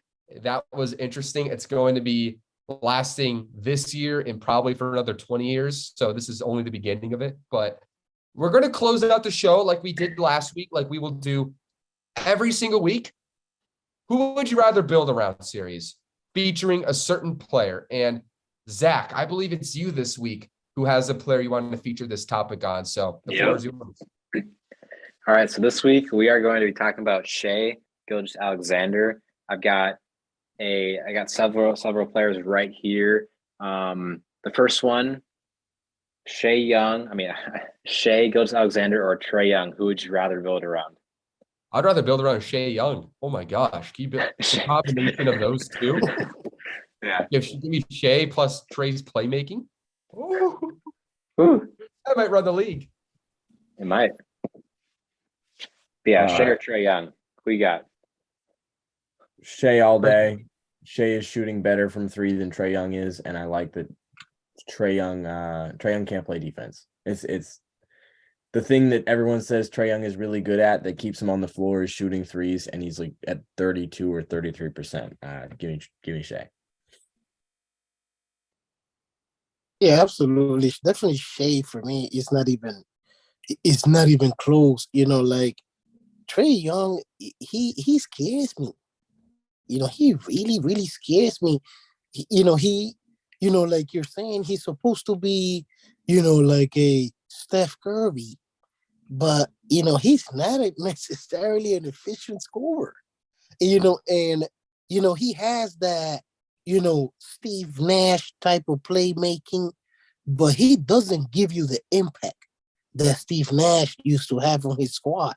You couldn't suck with Steve Nash, even though he didn't play defense. Just like Trey. Trey doesn't have this type of impact on his team, and he's not great off the ball. He's small. So, for me, it would definitely be Shea. Yeah, looks like we clean sweep. I said I rested my case. I want Shea Young, but Shea Jones is a contender for sure. It's one of those things like, as much as I love Shea, I think building around an elite rim pressure, I think that is important. The way Shea can just get to the rim at will, like, who are the only guards you take over? Like, maybe Ja is a better slasher, maybe. And I would say that is very much up for debate. I actually like Shea's slashing style a lot more. So you could argue he's the best slashing guard in basketball. So that by itself is important. Shea can play off the ball. Shea can defend, and he has a stability about him that I think is sustainable. Trae Young, guys, he's having his second straight fallout pretty much with the head coach. Like Lloyd Pierce and Nate McMillan, who are known to be pretty chill guys. It seems like he's already having his second fallout. We've already seen him miss a game because of that. And there's questions about his leadership. There's questions about how he plays the game of basketball. It is high maintenance. It's a little inefficient because he's a small guard, constantly dribbling the ball. He can't get separation against elite defenders consistently.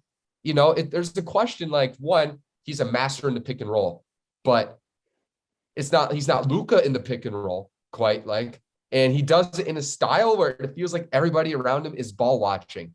Everybody's ball watching in the pick and roll. And he struggles in isolation against great defenders. He is the worst defender in the league. And there's leadership questions here. Trae Young does feel like one of those guys right now who makes your franchise fun, makes your franchise competitive. But if you're trying to win a ring, the way he plays just isn't championship basketball. Maybe someday he figures out how to play off ball if he allows himself to do that. I don't know. But this Trae Young is not a championship caliber player. And I think Shea very much could be. Yeah, we got a strikeout here, even though it's four of us. I'm going Shea as well. I was going to bring up this is the second time we've had issues with Young and a coach. I don't trust him as much as I do Shea when it comes to being like the number one leader on a team. Shea's already one of the top scorers in the league, 30 a game. He's done some solid things for a pretty crappy Thunder team this year. They're going to build around him, it looks like. He can be a playmaker. He's one of the best, drivers in the league, period. I would take Shea. So yeah. That's gonna be good. But here's another one. You guys kind of you didn't really debate about it before, but this was brought up, like half an hour ago on the show. Shea or Devin Booker? Who would you rather build around? Yeah, who would you rather build around? I know Devin Booker's like a year over the 25 mark that we have listed, but I still think it's they're close in age, like 2 years apart. I think Devin Booker is a little better right now, just a little bit. But I would take Shea to build around. He's a little younger, right? I think he's got better physical tools to build upon. I think their playmaking is pretty similar. The Booker, I give the guy the credit as the best shooting guard in the NBA because he's been so consistently good in big moments outside of Game 7 in the semifinals. For the most part, he's a big game player. His first playoff run, he scores the most points anybody's ever had in a first playoff run. His defense is underrated. I think he's a legit good defender. I'm going to give Booker credit, but I think Shea has a higher ceiling. I mean, I'm with James here. He said everything I would have said. I got to go Shea over Booker for sure. Yeah, I agree. I think, at this point, it is the age. It's just he's 24 and Booker has, a couple years on him. And Shea, you can argue, is as good as him right now.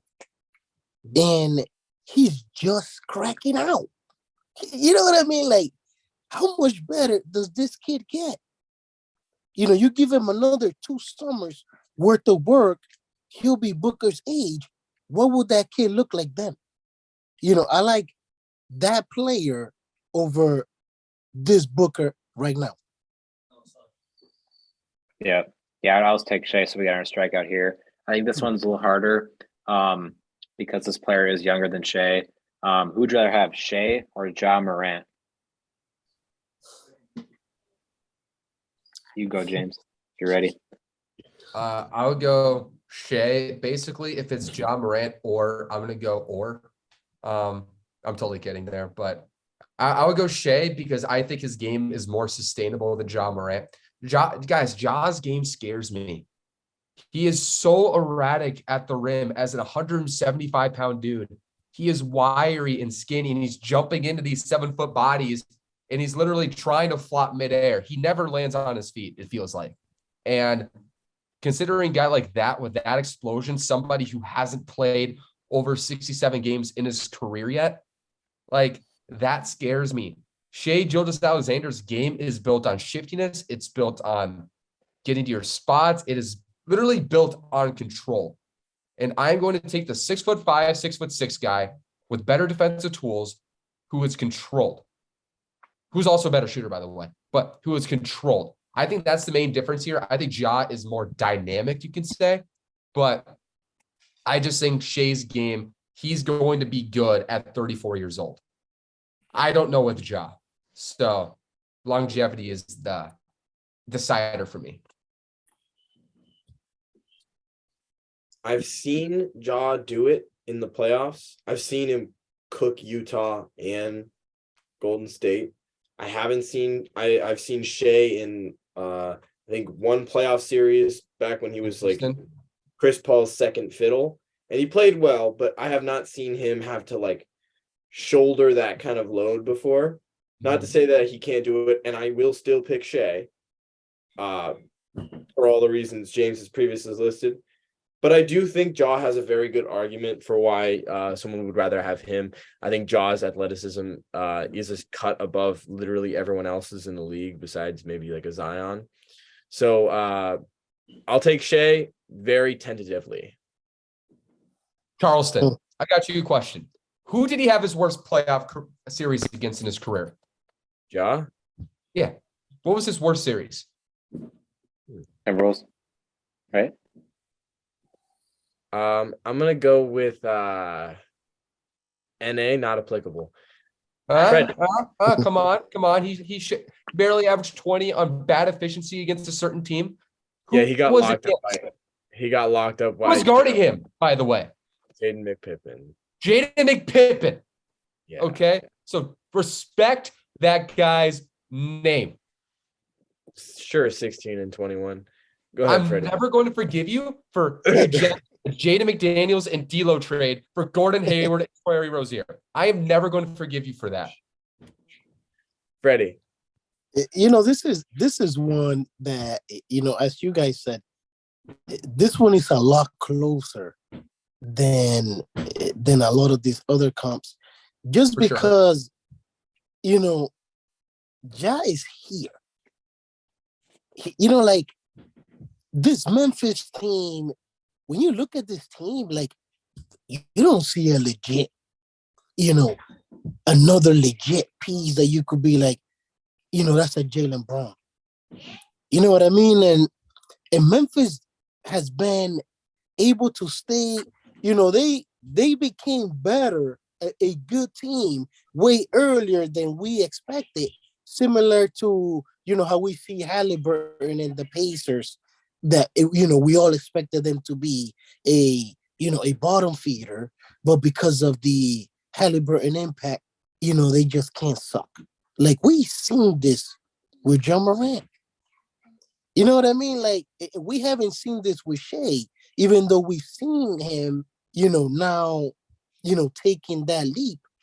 But there's just more evidence there with John Morant. And, you know, I think similar to what James said, like, health will be a factor. But if John Morant is able to stay healthy, at least to like the thick of his prime, let's say age 31, age 33, you have a legit chance to win a championship with this dude as your number one guy. There's like no doubt about it.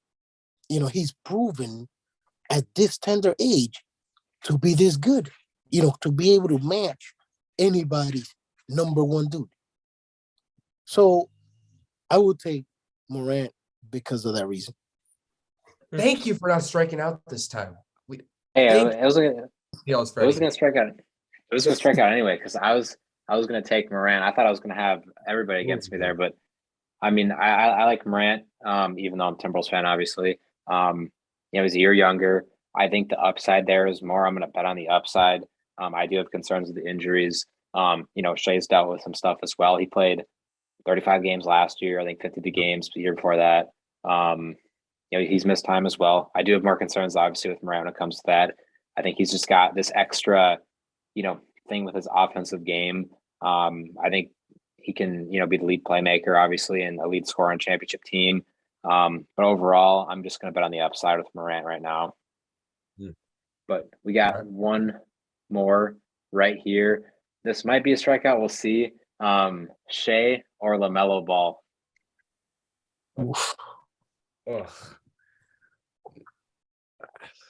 I'll start. I'll lean Shea because I need to see. I'm a LaMelo Ball stan. I think people know that on Twitter. I am always hyping up LaMelo Ball, but I still think he's in his third year in his career and he still hasn't bulked up enough for me.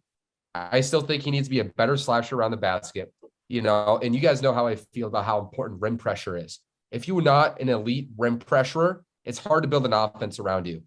Because even if you're a shoot first guy from the outside, if you are a threat to get to the rim, it makes your shooting easier. And I think with LaMelo Ball, somebody who takes 11 threes a game, I think that can come to bite in the playoffs. And he's already struggled in 2 play-in games. So until LaMelo Ball proves to me that he can get to the rim consistently, I'm going to have to pick Shea because I know he can do that.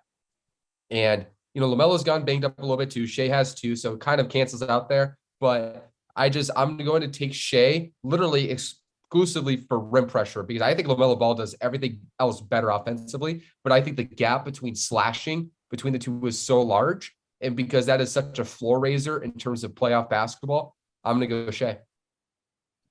I think it's really hard to pick LaMelo Ball here because LaMelo, while being a better playmaker, the shooting for LaMelo is a little better as well.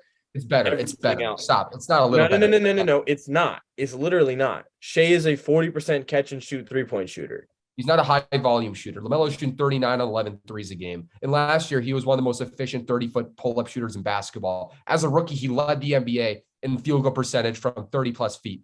And he shot at minimum 100 attempts. LaMelo's a better shooter, homie. Yeah, I said better by a little bit. It's significantly better. Damn. All right. I mean, that's Shai Gilgeous-Alexander shoots better at the rim. He's a better defensive player, and I think he works better as an off guard or an on-ball guard. LaMelo Ball struggles to play without the ball. LaMelo Ball struggles to play defense of any kind, even with his 6'7" frame. And I don't think LaMelo Ball is a leader on the floor. I have seen that man dick around on a basketball floor so much and not care. And Shai Gilgeous-Alexander just isn't like that. There's a reason that the Thunder at one point in time this year were a winning basketball team with, Lou Dort and Pokusevski playing center. And it's because Shai Gilgeous-Alexander cares a fuck ton. And you don't really see that with certain players in the league now. So I'll take Shai. I had to because I picked Shai. I had to go and still push my LaMelo agenda anyway somehow. So I had to shooting. All good. Freddy? Shea is the right answer. Right now, based on what we've seen, based off, where we think these guys are going to be and how they impact the game. To be honest with you, LaMelo's ceiling, bro, like, if this kid, if they're able to put the right pieces, this is a big thing. Like similar to Magic in the 80s, where you put all these big pieces around him for him to be able to maximize himself, to get in the GOAT tier with Larry Bird. I personally believe, if LaMelo was to reach his max ceiling, this is a guy that could give you in his prime close to a triple double while giving you over 27 a game. Like his offensive ceiling is non-existent. He has a floater game. LaMelo is such a polarizing player to me because it's like that nasty 8-year-old kid whose game didn't evolve. He still plays like that child, like the push shot off is like the jumper that everybody questioned because he looks funny. The floaters, his game, the way his passing is as generational as he gets. You put the right pieces around LaMelo, what could that kid be? Him averaging 8 assists on that team is nothing short of a miracle. Real fast, James, LaMelo is averaging 24 on 42% from the field, and Shea is averaging 31 on 50% from the field. I picked Shea. What are you doing? It's and the he's shooting. 3 years older. And he's 3 years older. The shooting. It's the shooting. High volume 3-pointers. They're still shooting. Shea still shoots. I said shooting. I didn't say scoring. Shooting. Shooting, like from the mid-range and such. 3-point shooting, LaMelo Ball's a better shooter. That is true. From 3. LaMelo is, so you consider layup shooting. So is Shaq a great shooter? From within 4 feet of the basket. Yeah. So what is your argument, bro? I literally said LaMelo Ball is by far the worst finisher relative to Shea. And now you're trying to say, well, Shea's a better shooter because he shoots layups better.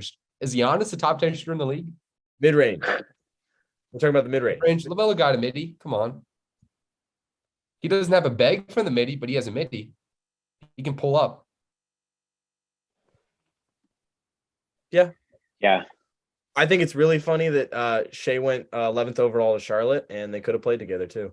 Oh my gosh. That would have been great. I remember they said that was the win-win trade. Remember that? It was the Luke. That was like the sub Luka trade, right? The Miles Bridges and Shea. No, that was a heist, man. But then the Clippers follow up by getting a heist too. Oh yeah. Yeah. Because what was it? Shea in like 6 firsts? Like Gobert trade's bad enough, but then you add like 6 first round. It was like more draft capital. It was Shea, a sub all-star Gallinari, and 6 firsts for Paul George. Clippers, Timberwolves fans, handshake. Except the Clippers are 21-14. And they're supposed to win a championship this year. Or the year before. True. Or the year before that. Or the year before that. Every year that they've had Kawhi and Paul George. That can't be. I don't know how you can be more frustrated than being a Clippers. I'm saying this coming from me.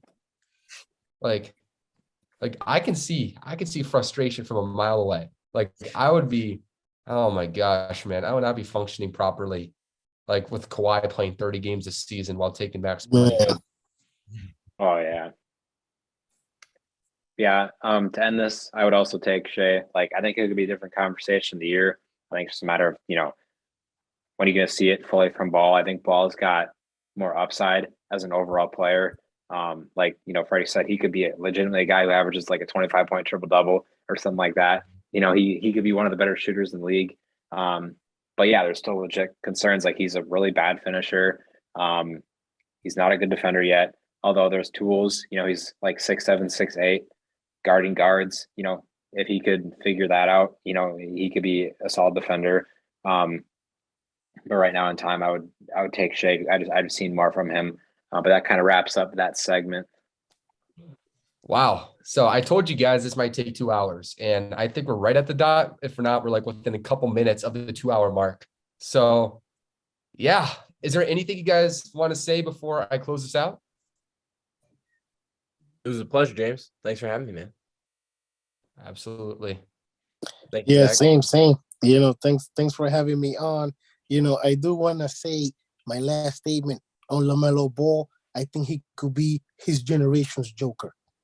He could be that elite offensively where it won't even matter how much he grows offensively, defensively, because of how nasty he could become of an offensive player. He has a lot of Pistol Pete in his game. I've been saying that since pre-draft. A lot of Pistol Pete. A lot of Pistol Pete. I mean, LaMelo's breaking scoring records in high school, dropping 92. And Pistol He Pete was known for being a scorer first, before he was known for being a playmaker, which is crazy. I love the point you made because he does have that like effortless part of his game where it's just like he's just doing things that like you can't quantify, like the pick and roll, like 21-foot floaters that he can hit in his sleep, and I don't know, like it's one of those things. Like if LaMelo becomes a good finisher around the rim, I guess I have to take LaMelo, but I'm still like questioning that. Like, it's like one of those weird things, like the ballpark thing has amazing qualities about it, but also some perks, right? Because the perk is that like a stapled quality in his game where he's going to do the, I'm too cute around the rim and I'm going to like try to fade away and, maybe rely too much on my touch, so there's a little bit of that like slight red flag in that regard. But if he adds that slashing element, whew, That'd be tough. Zach, you want to say anything?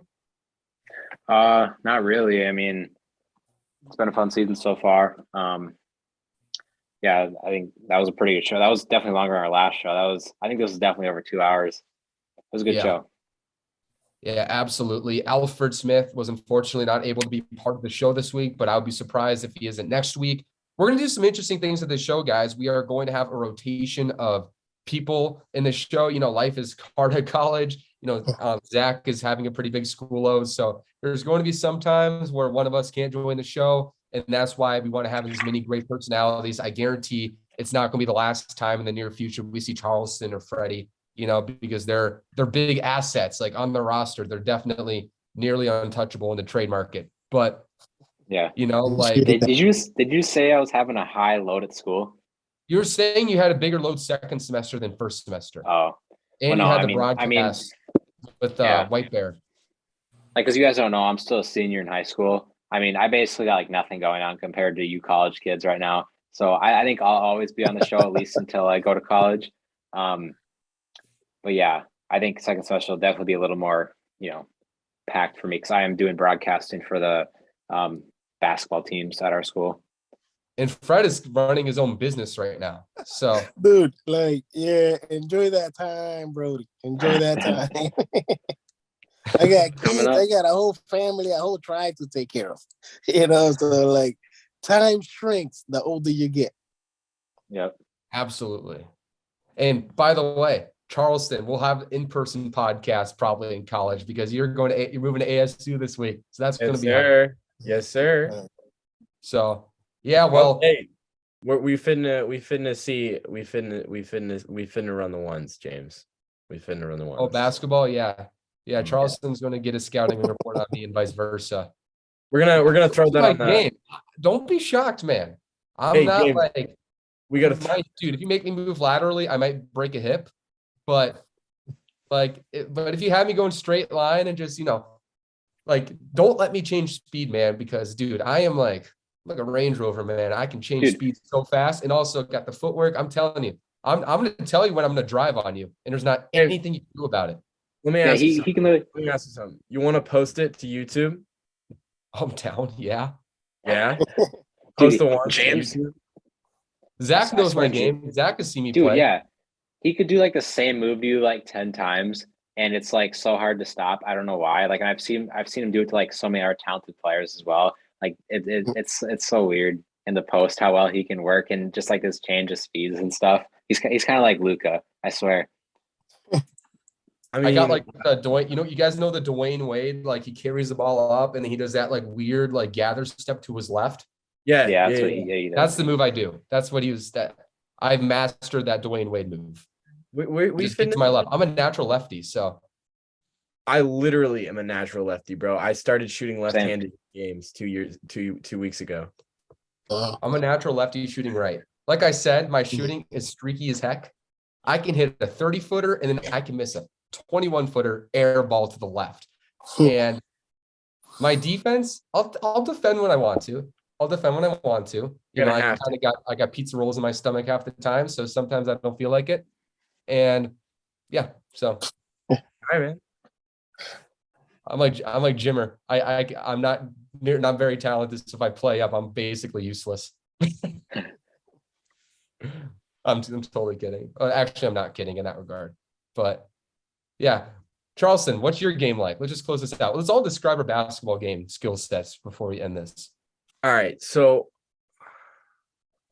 I like to hit a lot of mid-range pull-ups, and I like to shift people's hips and switch them. So like, when someone guards you, they force you a direction. Yeah, I love eating off that because I hit them with the inside hand and then I switch your hips by going to the other hand, and then I switch your hips again, and then I like to throw a little pump fake in there.